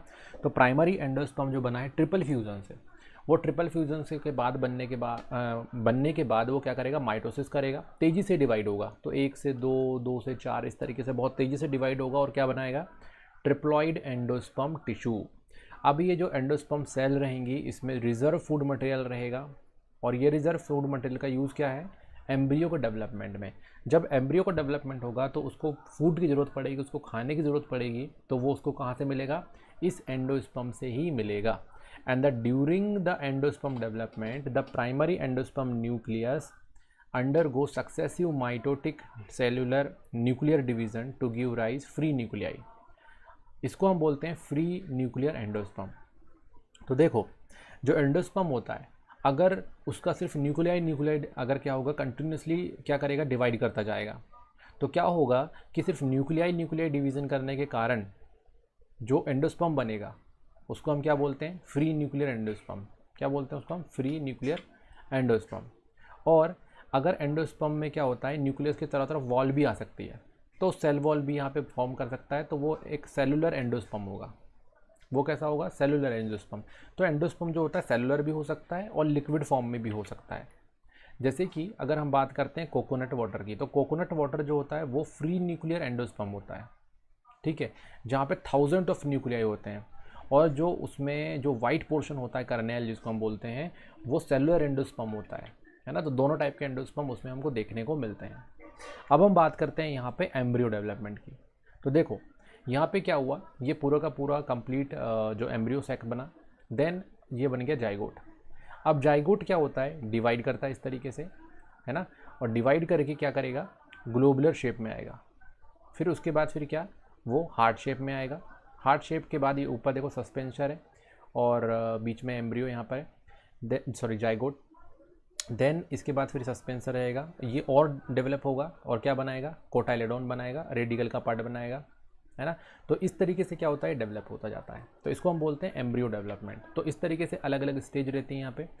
अगर इसमें हम बोल सकते हैं कि the embryo develop at the micropylar end of the embryo sac while zygote is situated. जहाँ जाइगोट सिचुएटेड होता है माइक्रोपाइलर एंड इस तरफ, वहीं पे क्या बनता है, वहीं पे बेसिकली एम्ब्रियो डेवलप होता है। जाइगोट जो होगा वो डिवाइड होगा, ठीक है, और डिवाइड होने के बाद क्या होगा, वो एक एम्ब्रियो में डेवलप होने लग जाएगा, ठीक है। अब यहाँ पे देखो एम्ब्रियो डेवलपमेंट तब होता है जब एंडोस्पर्म बन जाता है। एंडोस्पर्म बनने के बाद ही जाइगोट जो है वो एम्ब्रियो में कन्वर्ट होगा, पहले नहीं होगा, क्योंकि जाइगोट को क्या चाहिए, डिवाइड होने के लिए एनर्जी चाहिए, क्योंकि इसको एंडोस्पर्म से मिलता है। The development of embryo similar in monocotyledon and dicotyledon. अब देखो यहाँ पे दो नए वर्ड हैं, मोनोकोट और डाइकोट। मोनोकोट को बोलेंगे मोनोकोटाइलेडोन्स, डाइकोट बोलेंगे हम डाइकोटाइलेडोन्स। तो यहाँ पे जो डेवलपमेंट है दोनों का सिमिलर होता है। तो यहाँ पे मैंने आपको जो डेवलपमेंट की स्टेजेस बताई है, जैसे कि globular embryo, heart shape embryo, then उसके बाद फिर मैच्योर एम्ब्रियो बन रहा है। तो ये एक डाइकोटाइलेडोन की, क्योंकि इसमें दो कोटाइलेडोन है, देखो एक ये रहा और दूसरा ये रहा, है ना, खरगोश के कान की तरह लिखते हैं, ये डायग्राम हम बनाते हैं। जाइगोट जो रहेगा वो pro embryo rise to pro embryo and subsequently to globular, heart shape and mature embryo. तो देखो पहले वो प्रो एम्ब्रियो बनाएगा, फिर धीरे धीरे ग्लोबुलर शेप में आएगा, और फिर हार्ट शेप में आएगा, और फिर मैच्योर बन जाएगा वो। तो इस तरीके से 3 स्टेज में हम इसको समझ सकते हैं। सबसे पहले हम बात करेंगे यहाँ पे 2 टाइप के एम्ब्रियो की। सबसे पहले एम्ब्रियो हम बात करेंगे, डिस्कस करेंगे डाइकोटाइलेडोन, फिर बात करेंगे हम मोनोकोटाइलेडोन एम्ब्रियो का। दोनों का स्ट्रक्चर देखेंगे। अगर हम दोनों का स्ट्रक्चर देखें तो यहाँ पे आप देख सकते हो कि मोनोकोट में 2 कोटाइलेडोन है, एक ये रहा और एक ये रहा। देन उसके बाद एम्ब्रियोनल एक्सिस है जिसमें प्लेम्यूल है, रेडिकल है, और प्लेम्यूल रेडिकल बीच में यहाँ पे हाइपोकोटाइल है, और देन रेडिकल के पार्ट के आगे क्या रहेगा, रूट कैप रहेगा। तो इस तरीके से अगर हम डाइकोटिलेडोन एम्ब्रियो की बात करते हैं तो it has a central embryonal axis and 2 lateral cotyledons, है ना। तो यहाँ पे एक सेंट्रल एम्ब्रियोनल एक्सिस होगा और इसके अलावा 2 कोटाइलेडोन होंगे, 1 ये और 2 ये, खरगोश के कान जैसे कि मैंने बोला इसमें। The portion of embryonal axis above the level of cotyledon is epicotyl and which terminate into the plumule. इसको बोलते हैं स्टेम टिप। तो ये देखो यहाँ पे प्लीम्यूल मिलेगा, जहाँ से क्या बनता है, स्टेम बनता है, और इसके अलावा यहाँ पे क्या है, रेडिकल का पोर्शन। So the cylindrical portion below the level of cotyledon is hypocotyl, है ना। ये कोटाइलेडोन के बिलो जो है वो क्या है, हाइपोकोटाइल है, और जहाँ पे लास्ट में क्या मिलेगा, रूट कैप, जिसको हम बोलते हैं क्या, रेटिकल, तो रेडिकल। देन रूट कैप जो रहेगा वो रेडिकल यानी कि रूट टिप जो रहेगा वो रूट कैप से कवर रहेगा। तो ये हो जाएगा डाइकोटाइलेडोन्स। अब हम बात करेंगे मोनोकोटाइलेडोन की। तो मोनोकोटाइलेडोन की बात करते तो उसमें भी यही होगा, सिर्फ कुछ डिफरेंस है। देखो यहाँ पे आप ऊपर देखोगे तो ये एक्चुअल में है सैक्यूटेलम, जो बेसिकली कोटाइलेडोन है ना। कोटाइलेडोन को यहाँ पे सैक्यूटेलम बोलते हैं। बाकी फिर दो एम्ब्रियोनल एक्सेस ये रहा। इस एम्ब्रियोनल एक्सेस में ये रहेगा सूट एपेक्स और यहाँ पे रहेगा रेटिकल। रेटिकल के ऊपर यहाँ पे रूट कैप मिलेगा, रूट कैप के ऊपर भी एक कवर मिलेगा जिसको हम बोलेंगे क्या, कोलियोरेजा। और शूट एपेक्स जो रहेगा, जैसे शूट बनेगा स्टेम का पोर्शन, उसके ऊपर एक कवर रहेगा जिसको हम बोलेंगे कोलेप्टाइल। देन यहाँ पे रहेगा एपीब्लास्ट। देन अगर हम मोनोकोटाइलेडोन एम्ब्रियो की बात करते हैं तो यहाँ पे एक कोटाइलेडोन होता है और ये ग्रास फैमिली में ज़्यादातर देखने को मिलता है और इस कोटाइलेडोन को हम सैक्यूटेलम बोलते हैं। तो यहाँ पे मिलेगा हमको सैक्यूटेलम जो कि बेसिकली लैटरल पोर्शन पे प्रेजेंट है। Then its lower end, the embryonal axis has a radical and a root cap enclosed in an undifferentiated sheath. This is called coleorhiza. तो coleorhiza बेसिकली यहाँ पे कहाँ पे रूट कैप के नीचे मिलेगा। वही अगर हम बात करते हैं जब portion of embryonal axis above the level of attachment of scutellum is called epicotyl. इसको हम क्या बोलते हैं, सैक्यूटेलम के ऊपर के, इसको हम बोलते हैं epicotyl. Then it is a shoot apex. Shoot apex में यहाँ पे एक स्ट्रक्चर मिलेगा जिसको हम क्या बोलेंगे, कोलेप्टाइल, जो ऊपर की तरफ मिलेगा यहाँ पे। ठीक है, अब हम बात करेंगे यहाँ पे सीड की। ये मोनोकोट और डाइकोट दोनों ही स्ट्रक्चर हमने यहाँ पे देख लिए। अब हम बात करने वाले हैं यहाँ पे सीड की। तो सीड जो है वो किस तरीके से रहेगा। तो स्टूडेंट्स यहाँ पे जो सीड है वो अलग अलग टाइप के डिज़ाइन के हो सकते हैं। तो सीड जो होगा फाइनल प्रोडक्ट होगा सेक्सुअल रिप्रोडक्शन का। फर्स्ट ऑफ ऑल यहाँ पे ये ध्यान देना ज़रूरी है कि सीड जो है फाइनल प्रोडक्ट है। पूरी प्रोसेस हो जाने के बाद फाइनली क्या बनता है, सीड बनता है। तो देखो डिफरेंट टाइप के सीड जो है मैं आपको बताने वाला हूँ। ये देखो, ये वीट है, इसका सीड जिस तरीके से आपको दिख रहा है, ये बीन्स है जिसके सीड यहाँ पे दिख रहे हैं। तो अंदर से देखो ये मोनोकोट डाइकोट दोनों टाइप के दिख रहे हैं। जैसे यहाँ पे देखो इसमें दो कॉट हैं, तो कोटाइलेडोन बिल्कुल क्लियरली यहाँ पे दिख रहा है, जबकि यहाँ पे सिंगल कॉट है ये।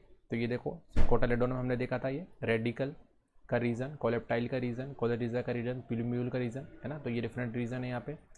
और यहाँ पे आप देखोगे इसमें भी आपको दिख रहा है यहाँ पे hypocotyl root axis, root cap, shoot meristem और कोटाइलेडोन यहाँ पे सिंगल दिख रहा है। तो सिंगल कोटाइलेडोन बिल्कुल ईजी तरीके से दिख जाता है।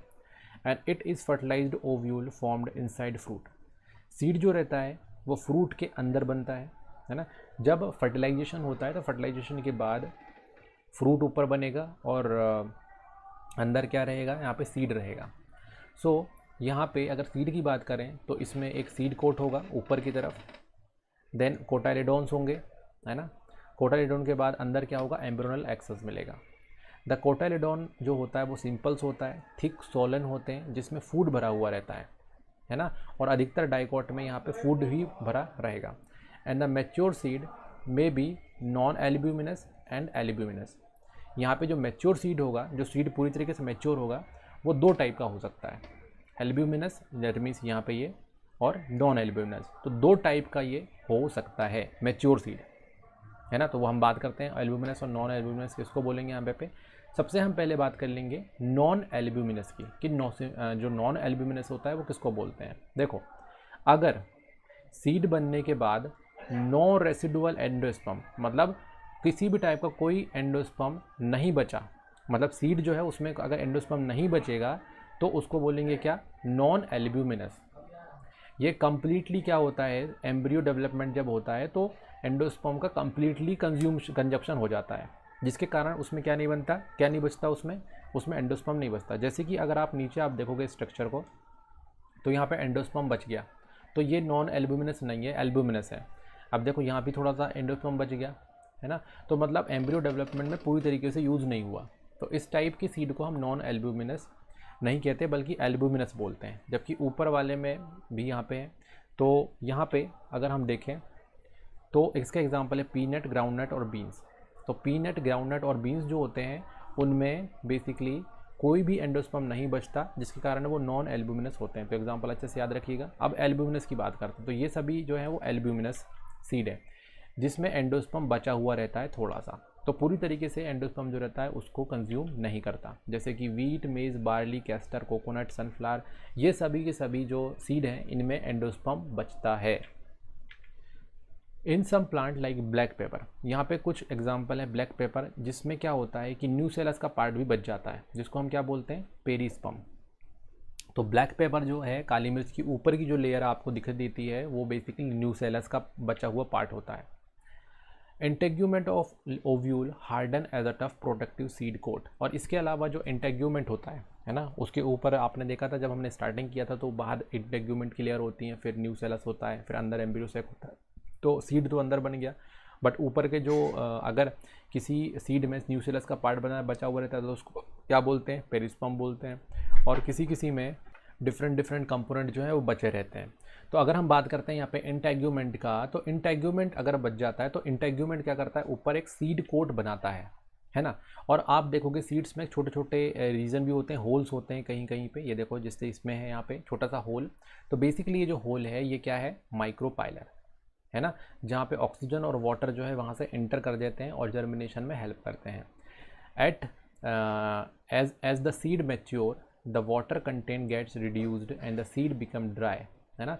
ये क्या होता है, सीड जो होता है उसको जब सीड बनता है ना, तो क्या होता है कि वो धीरे धीरे ड्राई होता है, सूख जाता है, तो वेट कंटेंट हो जाता है ना, जिसके कारण वो जल्दी ख़राब नहीं होते, जर्मिनेट नहीं होते। तो 10 to 15% जो है मॉइस्चर बच जाता है। और इनकी जो इसके कारण क्या होगा, इनकी मेटाबॉलिक एक्टिविटी जो होती है बहुत ही स्लो डाउन हो जाती है और वो एक स्टेज में चले जाते हैं, जिस स्टेज को क्या बोलते हैं, डॉर्मेंसी। बेसिकली डॉर्मेंसी एक स्टेट है जिसमें सीड जो है वो इनएक्टिव मोड में रहता है ना। तो इनएक्टिव मोड में रहेगा तो क्या नहीं होगा, जर्मिनेट नहीं करेगा, बहुत लंबे टाइम तक रह पाएगा, क्योंकि उसको क्या नहीं चाहिए, उसको फूड की रिक्वायरमेंट नहीं है, तो वैसा का वैसा वो बना रहेगा। तो अधिकतर सीड जो होते हैं वो क्या करते हैं, एक डॉर्मेंसी स्टेट में चले जाते हैं, और जब फेवरेबल कंडीशन आता है तो क्या हो जाते हैं, वापस से जर्मिनेट हो जाते हैं, है ना।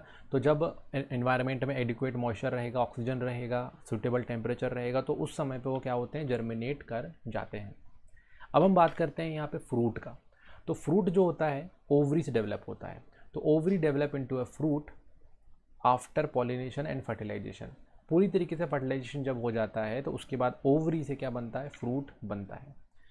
The transformation of ovule into seed and ovary into fruit proceed simultaneously. अब यहाँ पे आप देखोगे कि सीड बन रहा है और फ्रूट भी बन रहा है, वहाँ पे होता है। अब वॉल जो रहता है ओवरी की, आपके ओवरी जो रहेगा उसके जो वॉल रहेगा उसको हम क्या बोलते हैं, पेरिकार्प बोलते हैं। फ्रूट जो होते हैं वो फ्लैशी हो सकते हैं, जैसे कि गुआवा, ऑरेंज, मैंगो की तरह, और सूखे हो सकते हैं जैसे ग्राउंडनट और मस्टर्ड की तरह। They may be many fruits have mechanism for the dispersal of seed के डिस्पर्जल करने के लिए भी फ्रूट का यूज़ किया जाता है। तो बेसिकली डिस्पर्जल ऑफ सीड मतलब क्या, कि सीड जो है वो एक जगह से दूसरी जगह बिखरे हुए चाहिए, ताकि हर जगह पे क्या कर सकें, वो ग्रो कर सकें। तो क्या बन जाते हैं, फ्रूट बन जाते हैं। तो जो एनिमल्स होते हैं वो उनको एक जगह से दूसरी जगह लेके जाते हैं। तो एनिमल को तो फूड मिल रहा है, बट सीड को भी कुछ मिल रहा है। वो जो प्लांट है वो सीड जगह जगह पे फैल रहा है, जिसको हम क्या बोलते हैं, डिस्पर्जल ऑफ सीड।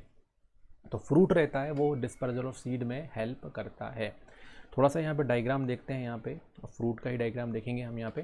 तो सबसे पहले तो हम यहाँ पे देख लेते हैं कि जो फ्रूट होते हैं वो बेसिकली दो टाइप के होते हैं। एक को बोलते हैं हम ट्रू फ्रूट और दूसरे को बोलते हैं हम फॉल्स फ्रूट। ट्रू फ्रूट हम बेसिकली उसको बोलते हैं जब fruit develop only from the ovary, ovary के थ्रू से ही, ओवरी से ही क्या होता है, फ्रूट डेवलप होता है।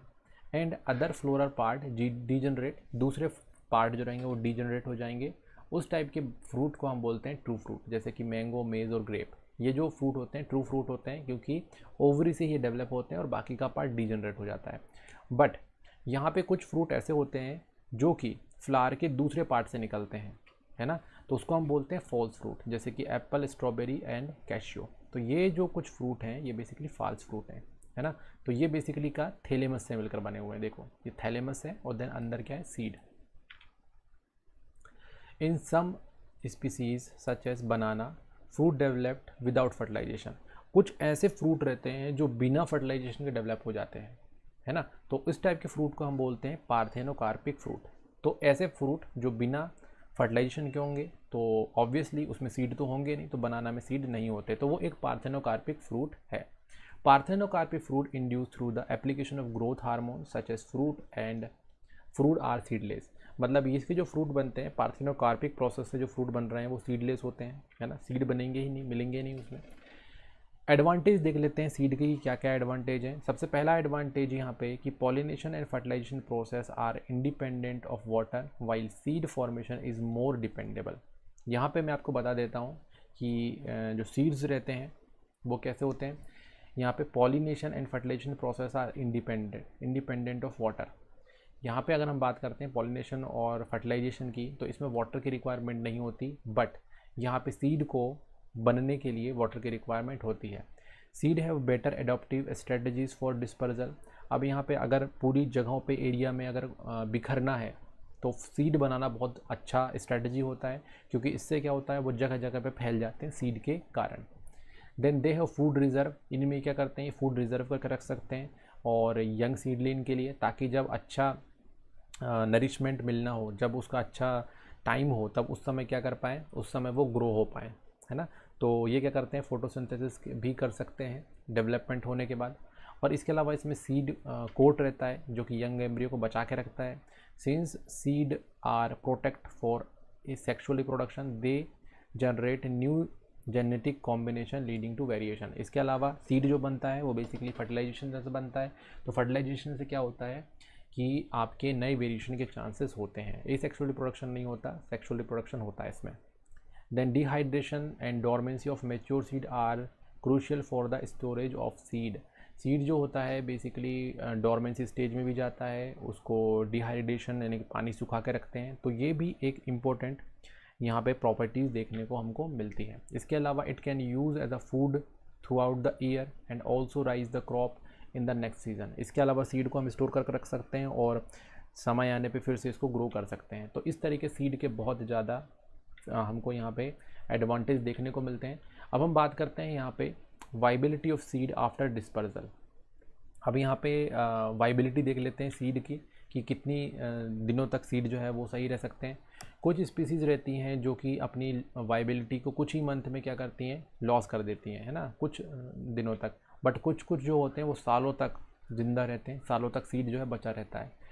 कुछ सीडों में देखा गया है कि हंड्रेड्स ऑफ ईयर तक वो सीड जो है ख़राब नहीं होती है। जैसे कि सबसे ओल्डेस्ट सीड जो है वो बेसिकली किसकी है, ल्यूपाइनस आर्टिकस, और जो अफ्रीका वो सॉरी जो आर्कटिक टुंड्रा में मिलता है। The seed germinated and flower after an estimated record of 10,000 year of dormancy. मतलब ये जो ल्यूपाइन की जो बेसिकली प्लांट है, ये 10,000 ईयर के बाद भी सीड जो है वो जर्मिनेट हो गया। तो इतना वाइबिलिटी इसमें हमको देखने को मिल रही है। Then 200 old visible seed is of the date palm. Date palm जो है वो जो है मिला है जो कि 2000 ईयर से वाइबल है, ठीक है। अब हम बात करेंगे यहाँ पे दो नए टर्मोलॉजी की जिसको हम बोलते हैं एपोमिक्सिस एंड पॉलीएम्ब्रियोनी। एपोमिक्सिस की बात करें तो इसका मतलब होता है production of seed without fertilisation. Apomixis, apo मतलब होता है विदाउट और मिक्सिस होता है मिक्सिंग टुगेदर। तो यहाँ पे फर्टिलाइजेशन मतलब यहाँ पे सीड का प्रोडक्शन कर रहे हैं बट विदाउट फर्टिलाइजेशन। तो एपोमिक्सिस का मतलब होता है विदाउट फर्टिलाइजेशन क्या हो जाए, सीड का प्रोडक्शन हो जाए।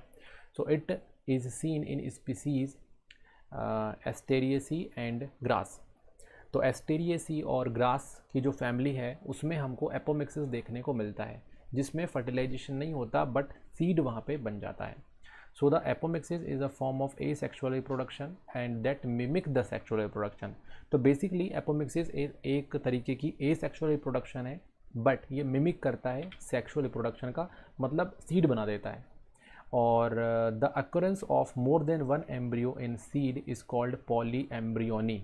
अब यहाँ पे देखो पॉलीएम्ब्रियोनी किसको बोलेंगे, पॉलीएम्ब्रियोनी हम बोलेंगे जब एक से ज़्यादा एम्ब्रियो हमको मिलेंगे।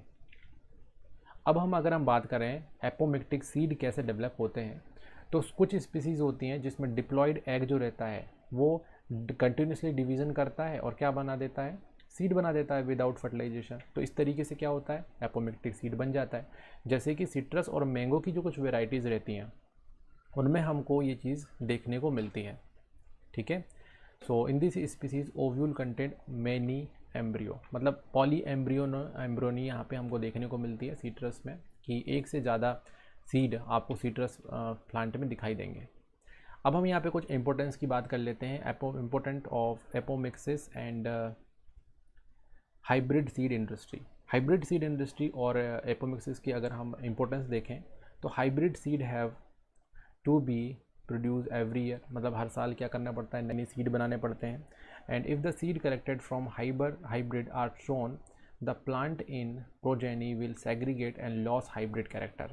यहाँ पे अगर हम उसको कंटिन्यूसली अगर मतलब हाइब्रिड सीड है और उसको बो दिया जाए, सो कर दिया जाए, तो उससे प्लांट बनेंगे, तो क्या चांस रहते हैं कि हाइब्रिड जो है वो क्या हो पाए, ये नेचर के थ्रू पॉलिनेशन होगा, तो फिर वो हाइब्रिड जो रहेगा उसका कैरेक्टर लॉस होने के चांसेस रहेंगे। तो the production of hybrid seed is costly, has the cost of hybrid seed is also expensive for the farmer. Hybrid seed को प्रिपेयर करना एक तरीके का क्या है, एक्सपेंसिव प्रोसेस होता है, कॉस्टली होता है, क्योंकि लैब में इसको बनाना पड़ता है। So if the hybrid are made into apomictic, मतलब अगर हमने एपोमिक्सिस के थ्रू अगर इसको बनाते हैं, so there is no segregation of character in the hybrid progeny. तो यहाँ पे देखो क्या होगा कि नेचुरल वे से अगर क्या सीड बनते हैं तो क्या होता है, वेरिएशन के चांस रहते हैं। बट हाइब्रिड जो रहता है, हम चाहते हैं कि हाइब्रिड जो रहे वैसा का वैसा प्लांट अगली जनरेशन में भी रहे, तो एपोमिक्टिक सीड जो रहता है वो ज़्यादा सही होता है ना, आसानी से बनाया जा सकता है। और ये जो है एक लेंदी प्रोसेस नहीं होती, कॉस्टली प्रोसेस नहीं होती। सो आई होप आपको ये वीडियो पसंद आया होगा, समझ में भी आया होगा। दोस्तों के साथ शेयर करें और वीडियो को लाइक ज़रूर करें, चैनल को सब्सक्राइब ज़रूर करें। सो मिलते हैं नेक्स्ट वीडियो में। Thanks for watching.